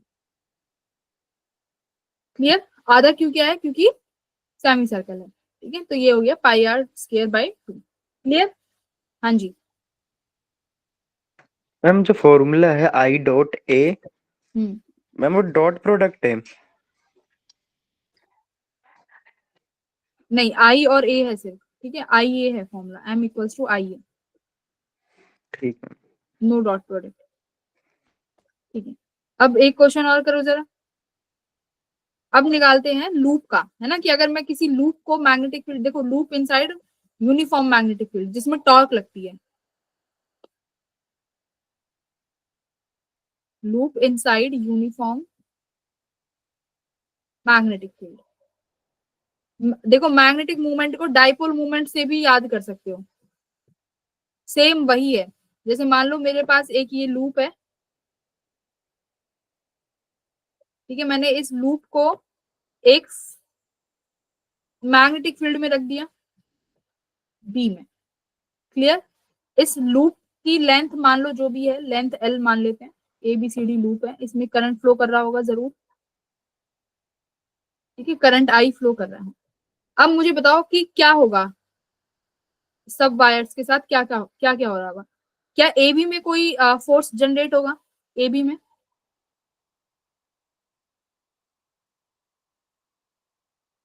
ए बी में, भाई ए बी वायर है ये समझ लो, I L B sine theta, angle कितना बन रहा है मैग्नेटिक फील्ड और इसमें 0 डिग्री, तो इस पर फोर्स कितना बना 0, ए बी वायर पे तो कोई फोर्स नहीं आया। सिमिलरली सीडी पे देखो, सीडी पे कोई फोर्स आया नहीं आया, क्योंकि पैरेलल रखा हुआ है ना मैग्नेटिक फील्ड के, तो फोर्स तो आएगा ही नहीं। अब बची देखो वायर, बीसी वायर और एडी वायर, इन पर एक बार जरा मुझे फोर्स बताओ। बीसी वाली वायर पे फोर्स बताओ। IL IL ma'am direction 90 degree हो जाएगा ना। डायरेक्शन डायरेक्शन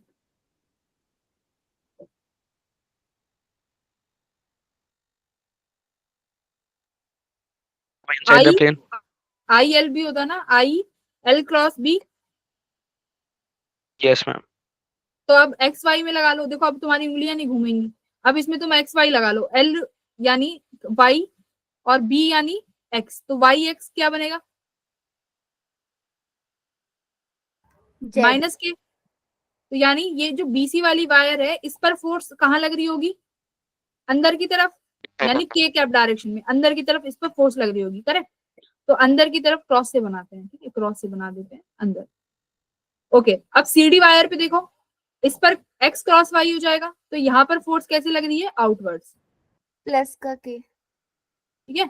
यहाँ पर प्लस के आउटवर्ड्स तुम्हारी फोर्स लग रही है बाहर की तरफ, यानी एडी वायर बाहर आ रही है, बीसी वायर अंदर जा रही है, मतलब ये लूप है ना, ऊपर वाली डीसी और एबी पे तो कोई फोर्स ही नहीं है। अब देखो सीडी एबी का कैसे रोटेट कर रही है, ये रोटेट कर रही है, सीबी अंदर एडी बाहर। अब फोर्स का जो मैग्नीट्यूड है दोनों वायर्स पे कैसा है, सेम है, बट डायरेक्शन अलग अलग हो गई। तो नेट फोर्स इस लूप पे कितना आ गया, 0। इस लूप पे देखो डायरेक्शन अपोजिट हो गई ना फोर्स की, मैग्नीट्यूड सेम है सीबी और एडी वायर पे, तो एफ नेट कितना हुआ, 0। मतलब कि ये सेम वही केस है जब किसी डाइपोल को मैग्नेटिक में उसमें रखते थे, इलेक्ट्रिक फील्ड में, डाइपोल को इलेक्ट्रिक फील्ड में रखते थे तो कितना फोर्स लगता था, 0 एफ नेट। तो सिमिलरली जब मैग्नेटिक फील्ड में आपने एक लूप को रखा तो वहां पर एफ नेट कितना लगा, 0, कोई फोर्स नहीं लग रही। क्या टॉर्क लगेगा भाई, रोटेट कर रही है कॉइल जो है, रोटेट कर रही है, रोटेट कर रही है, टॉर्क लगेगा। तो Yes, उस ma'am, टॉर्क की वैल्यू देखो, टॉर्क लगेगा, तो टॉर्क कितना लगेगा, ऐसे डाइपोल में भी टॉर्क M लगता था ना, MB टॉर्क, sin थीटा। हाँ, टॉर्क कितना लगता था, पी क्रॉस ई। पी क्या होता था, डाइपोल मोमेंट, ई क्या होता था, इलेक्ट्रिक फील्ड।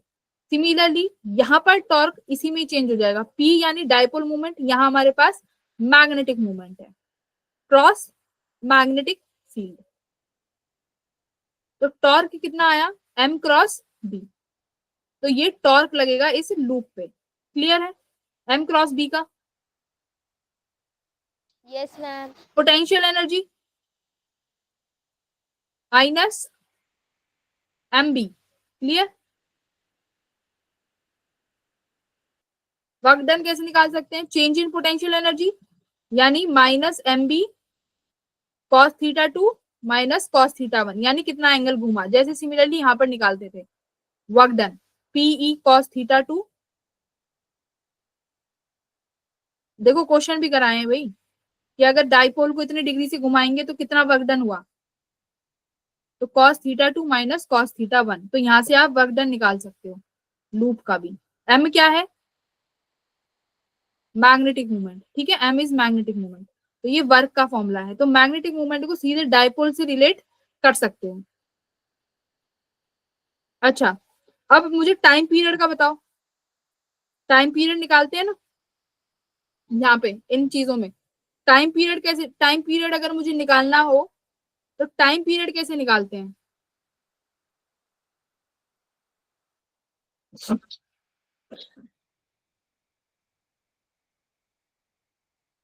टाइम पीरियड कैसे, मतलब मान लो टाइम पीरियड कैसे निकालना है, क्वेश्चन है ये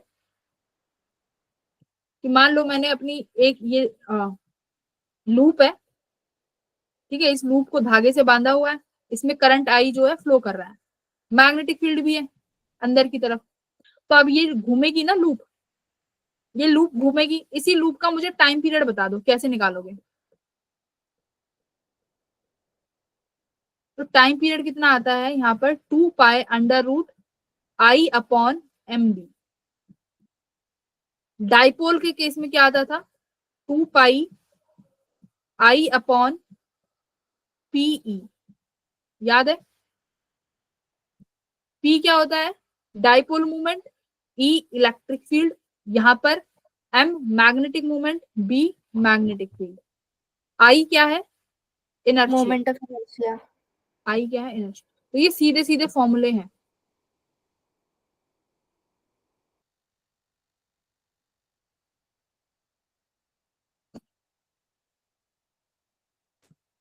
ठीक है।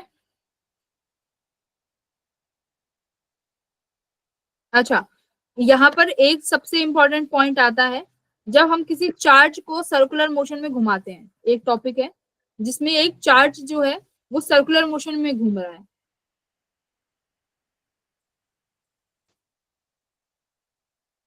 Charge is moving in circular motion.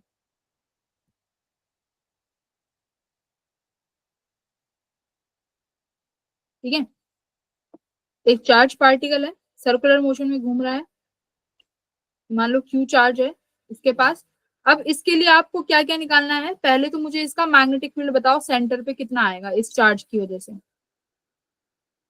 इस क्यू चार्ज की वजह से सेंटर पर कितना मैग्नेटिक फील्ड आएगा।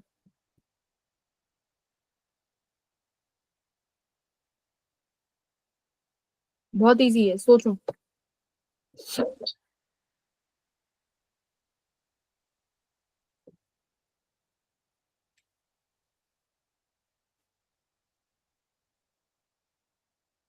मैग्नेट हाँ, मैग्नेटिक फील्ड।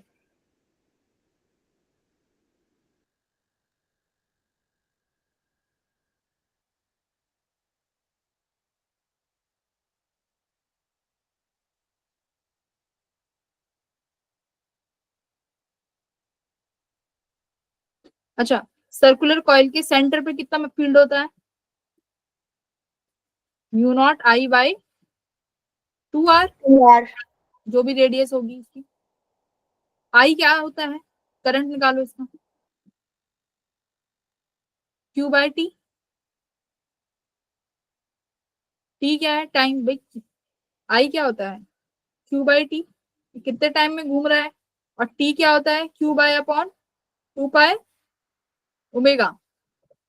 तो यहाँ पे लिख दो बी नॉट कितना आया, mu naught q omega upon 2 जो पाई भी वैल्यू है 2r इंटू 2 पाई। 2 पाई yes. ठीक है, ये आपकी यहाँ से आपकी सेंटर में मैग्नेटिक फील्ड आ गई, किसकी वजह से, एक सिर्फ और सिर्फ चार्ज पार्टिकल के मोशन करने की वजह से सेंटर पे। ठीक है, अब इसका मूवमेंट निकालो।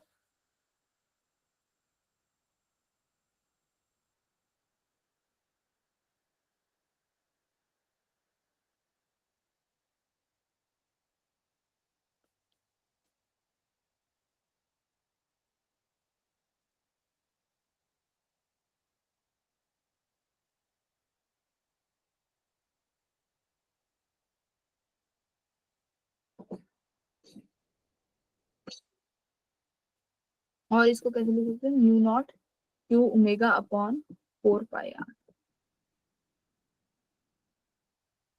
अब एक आता है मैग्नेटिक मोमेंट और एंगुलर मोमेंट का रेशो। ठीक है, मैग्नेटिक मोमेंट और एंगुलर मोमेंट का रेशो। मैग्नेटिक मोमेंट क्या होता है, NIA। I A. ठीक है, आई ए, आई क्या है, q by T into area, area क्या है, पाई आर स्क्वायर। ठीक है, ओके। एंगुलर मोमेंटम क्या होता है, angular momentum MVR mvr. Yes.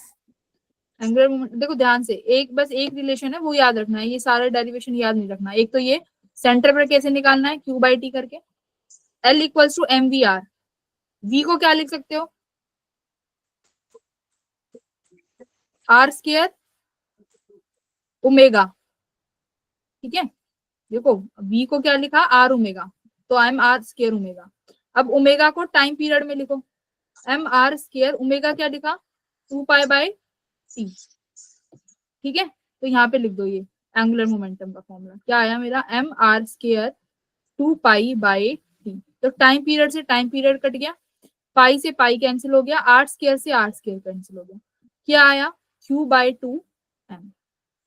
ये वाला फॉर्मूला याद रखना है, ये इतना इंपॉर्टेंट फॉर्मूला है एंगुलर मोमेंटम के टर्म्स में और मैग्नेटिक मोमेंटम के टर्म्स में बहुत इंपॉर्टेंट। अब क्या खास बात है, ये फॉर्मूला सब चीज के लिए एप्लीकेबल है। हमने प्रूव किया है चार्ज की वजह से ये चार्ज पार्टिकल मूव कर रहा है तो m/l का रेशियो कितना आता है, q/2m। ये तुम्हारे हर मोशन के लिए, यानी अगर मैं डिस्क को ले लूं, अगर उस डिस्क में करंट पास कर रहा हो, जैसे सपोज करो, क्वेश्चन क्या बनाते हैं, देखो ये हर किसी के लिए ये फॉर्मूला जो है एप्लीकेबल है। मान लो अगर मैं कोई एक रॉड ले लूं, उस रॉड को ओमेगा से घुमा दूं, ठीक है, एक सेकंड रुको, क्वेश्चन देते हैं।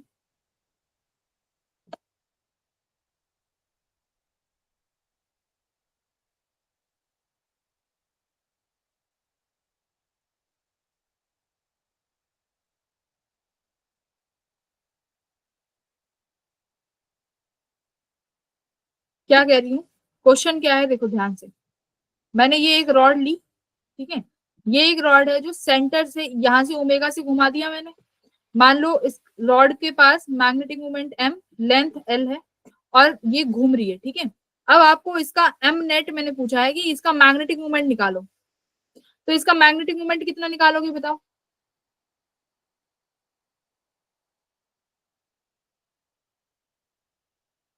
मैग्नेटिक मोमेंट क्या होता है, मैग्नेटिक मोमेंट आई ए, आई क्या है, आई ए निकालो।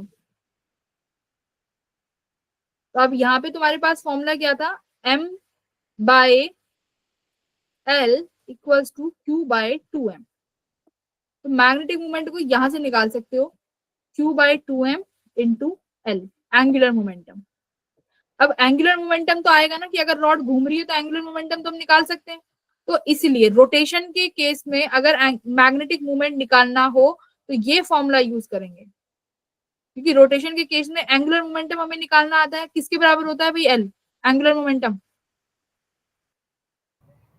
mvr, वो तो ठीक है, एंगुलर m ओमेगा ओमेगा के स्क्वायर, केस में, ओमेगा m के केस में m omega square r।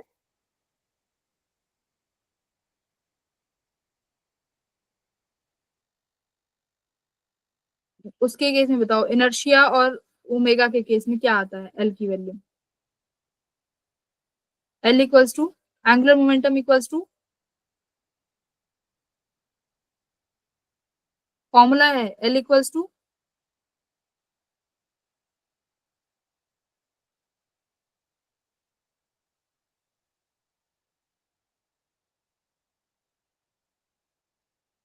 Angular momentum कैसे लिखेंगे, आई ओमेगा नहीं होता formula, I L equals to I omega.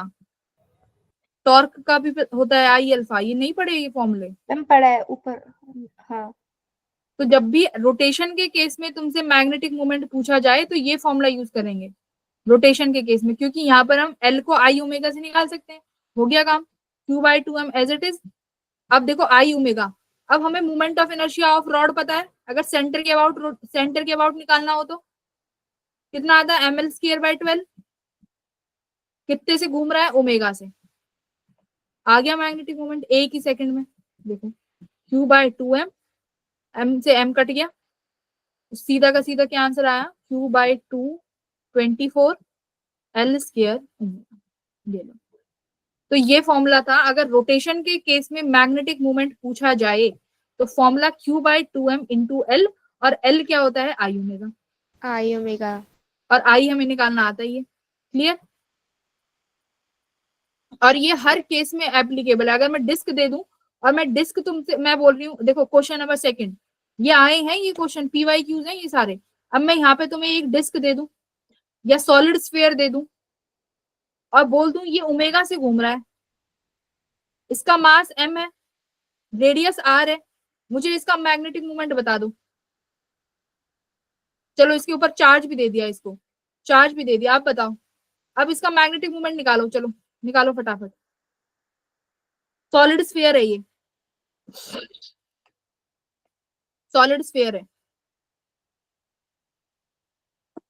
तो q/2m angular momentum I omega, moment of inertia कितना होता है स्फीयर का, 2/5 mr² ओमेगा। ये लो आ गया मैग्नेटिक मोमेंट। क्या हम ये क्वेश्चन सॉल्व नहीं कर सकते पेपर में आए तो? पर सॉल्व जब करेंगे जब फॉर्मूला याद हो। तो मैग्नेटिक मोमेंट और लीनियर एंगुलर मोमेंटम के रिलेशन ये है, m equals to q by 2m into l, और m क्या है, मैग्नेटिक मोमेंट। बोलो याद रहेगा ये formula? Yes ma'am. Yes ma'am.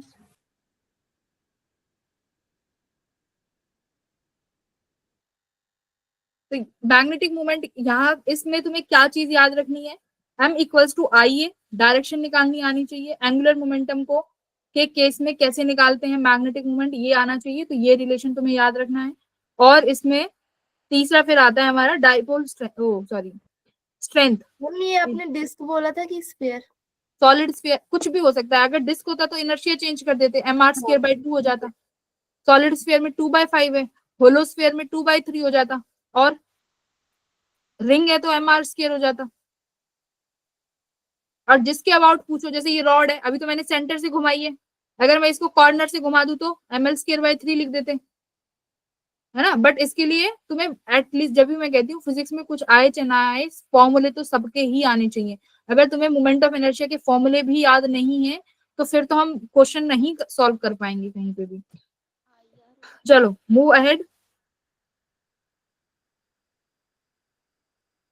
अगला टॉपिक है बार मैग्नेट। तो बार मैग्नेट का छोटा सा पोल स्ट्रेंथ वाला टॉपिक आता है, 1 सेकंड का छोटा सा ही है बार मैग्नेट।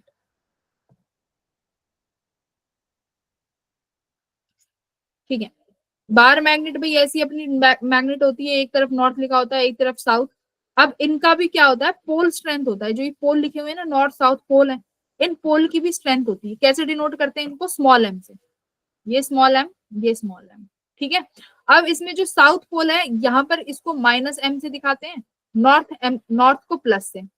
अब ये है तो पोल स्ट्रेंथ, डायरेक्शन क्या होती है, नेगेटिव से पॉजिटिव, यानी -m से पॉजिटिव m तक हम इसकी डायरेक्शन को लेके चलते हैं। अब डाइपोल मूवमेंट यानी मैग्नेटिक डाइपोल मूवमेंट को इस पोल स्ट्रेंथ की टर्म्स में कैसे लिखेंगे। पोल स्ट्रेंथ क्या है, ये जो m लिखा है दिस इज पोल स्ट्रेंथ। मान लेते हैं ये लेंथ जो है, ये इस बार मैग्नेट की लेंथ है l। अब मेरे को मैग्नेटिक मूवमेंट निकालना है, magnetic dipole movement, sorry magnetic movement तो वो था, ये डाइपोल मूवमेंट है। कैसे निकालेंगे, ml पोल स्ट्रेंथ को मल्टीप्लाई कर देंगे। हाँ। तो जैसे वहां पर हमारा डाइपोल मूवमेंट होता था इलेक्ट्रिक वाला, चार्ज इनटू लेंथ, यहाँ पर ये चार्ज क्या आ गया तुम्हारा, पोल का स्ट्रेंथ। पोल के स्ट्रेंथ को स्मॉल m से डिनोट करते हैं और मैग्नेटिक मूवमेंट को कैपिटल M से। तो m इंटू l, ये क्या है, पोल स्ट्रेंथ। डायरेक्शन क्या होगी बच्चों, साउथ टू नॉर्थ। वहां पर भी डायरेक्शन कैसे निकालते थे, एक मेरा माइनस चार्ज होता था q और एक प्लस q चार्ज होता था, तो डायरेक्शन नेगेटिव से पॉजिटिव की तरफ होती थी। सिमिलरली यहाँ पे भी, तो यहाँ पर साउथ को नेगेटिव m दिखाते हैं, डायरेक्शन साउथ से नॉर्थ की तरफ, ठीक है। वैसे भी भाई बार मैग्नेट में मैग्नेटिक फील्ड अनसाइड कहाँ होती है, साउथ से नॉर्थ, बाहर नॉर्थ से साउथ जाती है और अंदर साउथ टू नॉर्थ चली जाती है। ऐसे भी याद कर सकते हो, अगर रटा नहीं जाए तो ऐसे याद कर लो, इस नॉर्थ से बाहर, नॉर्थ से निकलता है और साउथ में एंटर होती है, और अंदर की तरफ साउथ से नॉर्थ में जाती है। तो यही तो होता है बार मैग्नेट में, कि नॉर्थ से जो फील्ड लाइंस है वो निकल रही होती हैं और एंटर साउथ में करती हैं।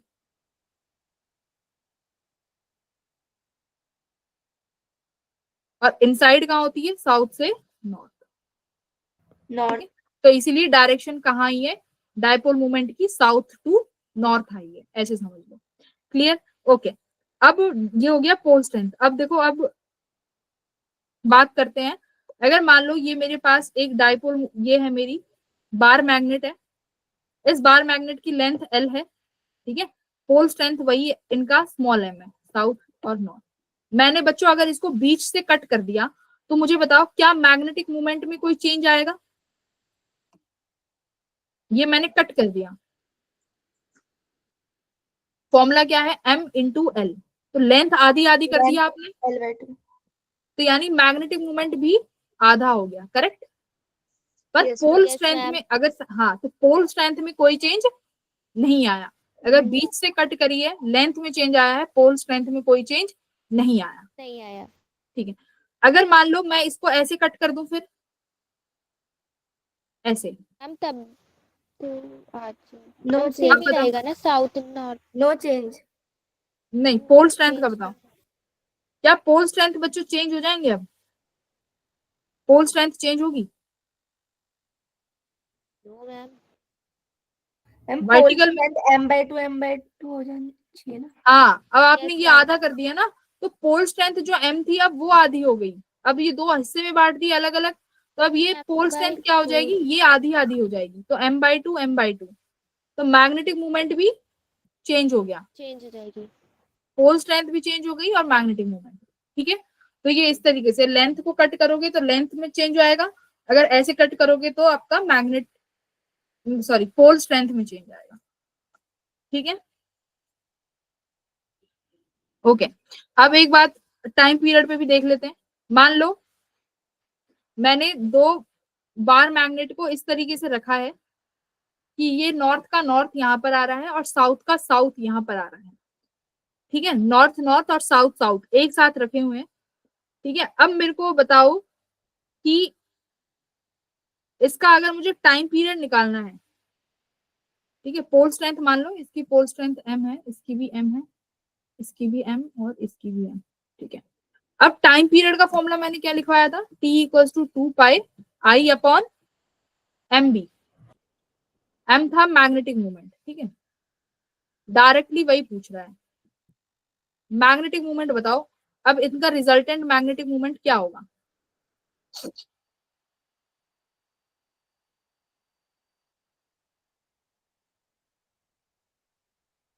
बताओ। नॉर्थ पोल को नॉर्थ पे रखा हुआ है, साउथ को साउथ पे रखा हुआ है। अब मैग्नेटिक मूवमेंट क्या लिखोगे? t equals to 2π। देखो इनर्शिया, इनर्शिया इस रॉड का अलग आएगा, आई इस रॉड का अलग आएगा, तो इनर्शिया ऐड हो गई। ठीक है, I1 प्लस दोनों रॉड I2 की अपॉन इनर्शिया ऐड हो गई। अब बात आई मैग्नेटिक मूवमेंट। मैग्नेटिक मूवमेंट था m.l। ठीक है, L। हाँ। अब बताओ मैग्नेटिक मूवमेंट क्या होने चाहिए? तो मैग्नेटिक मूवमेंट भी बच्चों ऐड हो जाएगा, m1 plus m2। M2। Magnetic field B as it is, यानी अगर दोनों नॉर्थ नॉर्थ साउथ साउथ रखोगे तो इनका मैग्नेटिक मूवमेंट ऐड हो जाएगा। ठीक है, तो किसी एक का निकाल सकते हो, भाई पोल स्ट्रेंथ गिवन होगी, लेंथ है, तो एक का जो भी m आया दूसरे का m2 आया, दोनों को ऐड कर दिया। अगर वही मैं इसको ऐसे रखती हूँ कि ये नॉर्थ और साउथ, दूसरी बार मैग्नेट का साउथ यहाँ रख देती हूँ और नॉर्थ यहाँ रख देती हूँ। अब अगर तुमसे पूछूं कि रिजल्टेंट मैग्नेटिक मूवमेंट बताओ, तो क्या हो जाएगा? ऐड।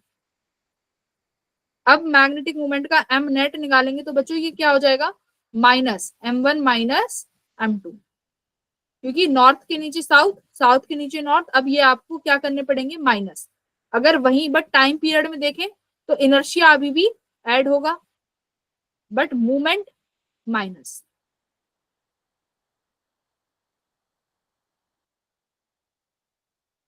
ठीक है, आई होप ये तुमने जब मैग्नेटिक मूवमेंट पढ़ा होगा तो पढ़े होंगे ये चीजें। बोलो। Yes ma'am. है ना, तो अगर सेम रखेंगे तो मैग्नेटिक मूवमेंट ऐड, अगर अपोजिट में रख दिए तो मैग्नेटिक मूवमेंट माइनस हो जाएगा। बोलो, क्लियर है? Yes ma'am. तो ये तुम्हारे मैग्नेटिक मूवमेंट से रिलेटेड यही तुम्हारे केसेस बनते थे। अब उसके बाद एक चीज, वो पैरामैग्नेटिक, डायामैग्नेटिक और वो फेरो भी देख लो। वो आते हैं कि आगे बढ़े? डाया पैरा, देखो चैप्टर तो बहुत बड़ा है, जल्दी बोलो। मैम मेन मेन चीजें क्लियर कर दो उनसे रिलेटेड। हाँ, उनसे रिलेटेड मेरे पास नोट्स हैं, बट वो नोट्स तुम पढ़ोगे तो बहुत समय लगा दोगे। बस जो इंपॉर्टेंट चीज है 1-1 मिनट की, वो एक बार देख लेते हैं। देखो 1 मिनट में देख लो क्या होता है। देखो 1 सेकंड की चीज है, मैं 1 मिनट में समझा दूं। कोई भी अगर आपके पास मटेरियल है, ठीक है, ये मटेरियल होगा ना, जब तक इसके पास मैग्नेटिक फील्ड में नहीं रखोगे, इनका डाइपोल मोमेंट क्या होता है? 0। जब तक मैग्नेटिक फील्ड में नहीं रखा, इनका डाइपोल मोमेंट क्या रहेगा? 0। जैसे ही मैग्नेटिक फील्ड में रख दोगे तो बच्चों इसमें क्या होने लगता है? डाइपोल मोमेंट की वैल्यू आने लगती है। यानी अगर तुमने किसी पार्टिकल को उठा के मैग्नेटिक फील्ड के अंदर रख दिया, तो उस, मान लो ये मेरा एक पार्टिकल है, मैंने इसको उठा के मैग्नेटिक फील्ड में रख दिया, इस तरीके से समझ लो। पार्टिकल ए है, ये मेरी मैग्नेटिक फील्ड में रखा हुआ है। अब मैग्नेटिक फील्ड में रखने के बाद इस पार्टिकल में जो नेट मैग्नेटिक फील्ड बनेगी वो किस किस की वजह से बनेगी? एक तो जो तुमने अप्लाई करी है बी नॉट, ठीक है, एक जो आपने अप्लाई करी है, दूसरी किसकी वजह से बनेगी? जो इसमें डायपोल मूवमेंट क्रिएट होंगे, है ना, डायपोल मूवमेंट बनेगा तो उसकी वजह से क्या होगा? मैग्नेटिक मूवमेंट क्रिएट होगा, तो उसकी वजह से एक मैग्नेटिक फील्ड खुद बनेगी जिसे हम बोलते हैं इंटेंसिटी ऑफ मैग्नेटाइजेशन, कि वो जो मटेरियल है वो मैग्नेटाइज हो गया। मैग्नेटाइज हो गया मतलब उसमें खुद की भी एक फील्ड जनरेट हुई, उसकी वजह से मान लेते हैं जो फील्ड जनरेट हुई वो कितनी है? बीएम, यानी मैग्नेटाइजेशन की वजह से जो फील्ड आई। तो किसी भी पार्टिकल के अंदर जो फील्ड बनेगी वो ये होगी बी नॉट जो आपने अप्लाई करी है, बीएम बच्चों जो मैग्नेटाइजेशन से आई है, ठीक है। अब एक चीज सुनो, एक पार्टिकल होता है पैरा, पार्टिकल नहीं मटेरियल, पैरामैग्नेटिक। पैरामैग्नेटिक में जो ये मैग्नेटाइजेशन की वैल्यू है ना बीएम, ये बहुत छोटी होती है, बहुत स्मॉल, मतलब जो आपने मैग्नेटाइज किया है वो बहुत कम मैग्नेटाइज हुआ है, तो बीएम की वैल्यू कितनी आई? कम आई। दूसरा होता है तुम्हारा फेरो। फेरो में क्या होता है? ये जो मैग्नेटाइज जो हुआ है ये हाईली मैग्नेटाइज हो जाता है, यानी बीएम की वैल्यू बहुत ज्यादा हो जाती है, तो वही मटेरियल क्या हो गया? फेरो मैग्नेटिक। मतलब उस पार्टिकल को अगर आप मैग्नेटिक फील्ड में रखेंगे तो वो पार्टिकल ज्यादा मैग्नेटाइज हो जाएगा। मैग्नेटाइज होगा। तीसरा आता है डाया। डाया क्या होगा? जो ये बीएम आई है ना, जो मैग्नेटाइजेशन के कारण जो मैग्नेटिक फील्ड आई है उसकी डायरेक्शन क्या हो जाती है? अपोजिट। बी नॉट जो डाया के लिए बनता है बी नेट, वो क्या बनेगा? B naught minus BM. क्यों? क्योंकि जो मैग्नेटाइज होके जो फील्ड आई है उसकी डायरेक्शन अप्लाइड फील्ड से अपोजिट डायरेक्शन में आती है, इसलिए डाया का क्या हो गया? B naught minus BM. अच्छा बच्चों अगर एक बात बताओ, बी नॉट अगर बीएम के बराबर कर दें तो बी नेट कितना हुआ? जीरो। ऐसे मटेरियल्स क्या होते हैं? Super conductors. कौन से मटेरियल होते हैं? Super conductor. मतलब अगर इन कंडक्टर को मैं मैग्नेटिक फील्ड में रखती हूँ, सुपर कंडक्टर्स को, तो मैग्नेटिक फील्ड को अपने अंदर से पास नहीं होने देते, मैग्नेटिक फील्ड अंदर जीरो। वो होते हैं सुपर कंडक्टर जिनके अंदर मैग्नेटिक फील्ड जीरो होती है। डाया में अगर डाया बनाऊंगी तो डाया में एक आध फील्ड लाइंस होंगी, ठीक है, एक आध। तो डाया में जो ये मैग्नेटाइजेशन है इसकी डायरेक्शन अपोजिट हो जाती है। पैरा में मैग्नेटाइज तो होगा, सेम डायरेक्शन में होगा पर कम मैग्नेटाइज होगा। बीएम में, फेरो में हाईली मैग्नेटाइज हो जाएगा, इसलिए उसको फेरोमैग्नेटिज्म बोला गया है। अच्छा अब एक चीज देखो, अब क्या होता है? इंटेंसिटी ऑफ मैग्नेटाइजेशन, जिसको हम आई से डिनोट करते हैं। इंटेंसिटी ऑफ मैग्नेटाइजेशन क्या होता है? Magnetic moment per unit volume. M क्या है? Magnetic moment per unit volume. तो ये किसका फॉर्मूला है बच्चों? इंटेंसिटी ऑफ मैग्नेटाइजेशन का। वी क्या है? Volume. I is intensity of magnetisation, मतलब कितना मैग्नेटाइज हुआ है। इंटेंसिटी का मतलब क्या है? कि कोई भी सब्सटेंस है, कोई भी मटेरियल है, वो कितना मैग्नेटाइज हो सकता है, उसकी इंटेंसिटी कितनी है। तो कैसे निकालेंगे? मैग्नेटिक मूवमेंट पर यूनिट वॉल्यूम करके। क्लियर है मैम? ये इंटेंसिटी? हाँ, मैग्नेटाइजेशन जो होता है वो होता है ना हमारा magnetic moment per unit volume, क्योंकि जो इंटेंसिटी होती है वो तो हमारी अलग हाँ होती है, देखो, वो तो नहीं मैग्नेटिक नहीं फील्ड अपॉन नहीं, यूनिट होती है। सुनो, ये इंटेंसिटी ऑफ मैग्नेटाइजेशन को कहीं कहीं पे मैग्नेटिक वेक्टर से भी दिखा देते हैं, ठीक है, वो डिनोट आई से ही करते हैं, उसको मैग्नेटिक वेक्टर से भी दिखा देते हैं। तो ये आई है इंटेंसिटी ऑफ मैग्नेटाइजेशन, कहीं कहीं मैग्नेटिक वेक्टर भी देखने को मिलेगा। ये m बाई वी ही इसकी वैल्यू होती है, m बाई वी, कहीं कहीं नाम इसके चेंज हो जाते हैं, ठीक है। फिर एक आता है मैग्नेटिक इंटेंसिटी। देखो मैग्नेटिक इंटेंसिटी फील्ड जिसे H से डिनोट करते हैं। हाँ मैम मैं यही कह रही थी। अच्छा वो अलग है, ये अलग है? हाँ वो ये इंटेंसिटी ऑफ मैग्नेटाइजेशन है, ये अच्छा मैग्नेटिक इंटेंसिटी फील्ड है जिसको H से डिनोट करते हैं, हाँ, ठीक है। H से। हाँ ये H वाला क्या होता है? B naught applied upon- magnetic field upon mu naught, yes, ठीक है। बी नॉट क्या है, जो आपने फील्ड अप्लाई करी है, अगर मैं इसको म्यू से डिवाइड कर दूं तो ये क्या आ जाएगा, मैग्नेटिक इंटेंसिटी फील्ड, ये बी की वैल्यू हो गई। तो B naught equals to mu H. तो एक फॉर्मूला ये हो गया। दूसरा होता है, देखो mu r equals to 1 plus susceptibility, magnetic susceptibility, mu r equals to 1 plus susceptibility. अब अगर ससेप्टिबिलिटी समझ लिया तो कई बार क्वेश्चन आता है डाया की ससेप्टिबिलिटी क्या होती है, ग्रेटर देन 1, लेस देन 1। फेरो की क्या होती है ना। अगर ससेप्टिबिलिटी समझ में आ गया तो अपने आप बता दोगे।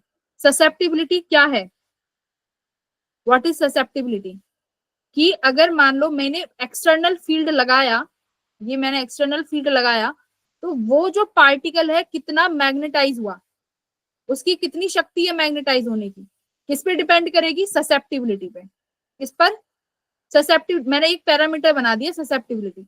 देखो मान लो ये क्या है, एक पैरामीटर है जिस चीज को मुझे मेजर करना है कि वो कितना मैग्नेटाइज हो सकता है, तो उसका पैरामीटर ससेप्टिबिलिटी बना दिया। भाई अगर ये क्या है, अगर तुम ज्यादा खाना, मतलब कैसे बताऊं, कैसे मतलब देखो, मुझे किसी चीज को जज करना है कि ये इंटेलिजेंट है, तो किस पैरामीटर पे करूंगी, उसके मार्क्स पे, ठीक है। देखो जो चलती आ रही है, जिसको बोलते हैं, क्या बोलते हैं, पैट्रियार्की जो चलती आ रही है, उसमें अगर मुझे किसी की इंटेलिजेंस जज करनी है तो मैं उसका एप्टीट्यूड तो बाद में चेक करूंगी, पहले क्या चेक करते हैं कि तुम्हारे मार्क्स कितने आ रहे हैं, है ना।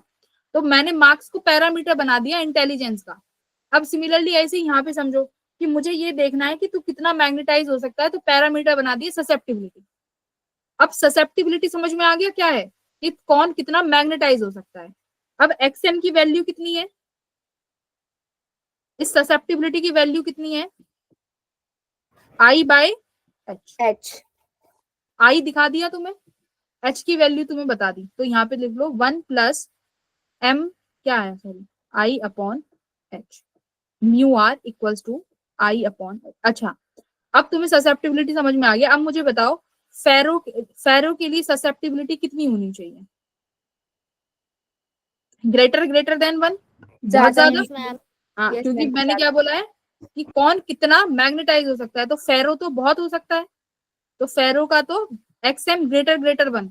अब एक बात बताओ, इक्वेशन 1 देखो, अगर एक्सएम बहुत ग्रेटर 1 है तो म्यू आर भी क्या होगा फेरो का, 1 प्लस, यानी ये भी ग्रेटर बड़ा, 1। yes ma'am, हाँ, पैरा का देखो, चलो पैरा का बताओ। पैरा small होगा, बहुत स्मॉल, मतलब small, 0 से तो ज्यादा ही, मतलब वो इतना है कि 0 से ज्यादा होगा, पॉजिटिव होगा, है ना, क्योंकि सेम डायरेक्शन में ये एक तो मैग्नेटाइज होता है। तो एक्सएम क्या होता है, यहाँ पर क्या मान के चलते हैं, ग्रेटर देन 0, मतलब पॉजिटिव वैल्यू होनी चाहिए पैरा के केस में ससेप्टिबिलिटी की, positive and small, हाँ पॉजिटिव, यानी नेगेटिव नहीं, एक्सएम जो है पॉजिटिव है, 0 से बड़ा है, अब वो कितना भी मैग्नेटाइज हो सकता है। ओके, अब म्यू आर बताओ भाई, 1 प्लस 0, यानी ये भी ये ग्रेटर देन 1। पॉजिटिव होएगा, हाँ हाँ, अब डाया में बताओ। मैम, वो तो फिर नेगेटिव होगा और स्मॉल होगा। हाँ, एक्सएम क्या हो गया, नेगेटिव, यानी 0 बड़ा हो गया। बट डाया के केस में अब भी एक बात बताओ, म्यू आर क्या है, म्यू आर क्या होगा डाया के केस में, मैम नेगेटिव होना चाहिए थी। हाँ, है ना।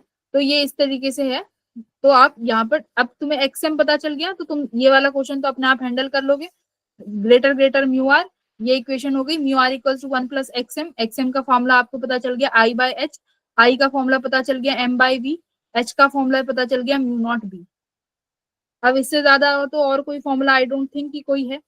ये फॉर्मूला है एक जो अभी निकलवाया है बी नेट, क्या निकलवाया है, B naught plus B M. B naught क्या है, जो मैंने अप्लाई किया है, कितना है बी नॉट, म्यू एच, एक ये यहां से भी निकाल सकते हो बी नेट। तो बी नॉट की वैल्यू रखी B H plus B M, ये कौन सा है, जो आपका मैग्नेटाइज है, ये जो मैग्नेटाइज होके आया है, ठीक है, बी एम, तो ये वैल्यू हो गई।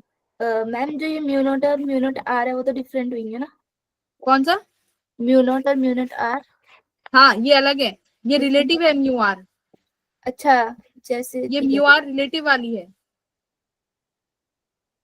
ठीक है, ये म्यू है खाली मीडियम का, ठीक है। तो ये तुम्हारे फॉर्मूले हो गए इस चीज के। बाकी मैं एक ग्रुप में एक स्क्रीनशॉट सेंड कर रही हूँ इसका, वो एक बार देख लेना डिटेल के लिए। ससेप्टिबिलिटी और टेम्परेचर ग्राफ ये इंपॉर्टेंट है, ये एक बार देख लेना, मैं सेंड कर देती हूँ। ठीक है, मैं ये ग्रुप में भेज दूंगी। तो आज के लिए इतना बहुत है और हम लोग इस चैप्टर को कंप्लीट करते हैं। क्वेश्चंस भाई एक बार PYQ जरूर लगा लेना, नहीं है तो मेरे से मांग लेना, मैं सेंड कर दूंगी। ठीक है, मेरे पास बहुत सारे PYQ हैं। तो तुम्हारा चैप्टर कंप्लीट, पहले एक दिन बैठ के नोट्स पढ़ लेना, अगर तुम्हारे खुद के नोट्स हैं वो पढ़ लेना और फिर तुम बैठ के क्वेश्चन लगा लेना। Good night everyone, bye. आज ज्यादा हो गया तुम लोग, bye ma'am. Bye bye. Good night ma'am. Last में तो तुम सबकी आवाज चली गई, कह रहे अरे मैडम छोड़ दो यार प्लीज, No, हो गया ma'am. No ma'am. Bye bye bye, good night.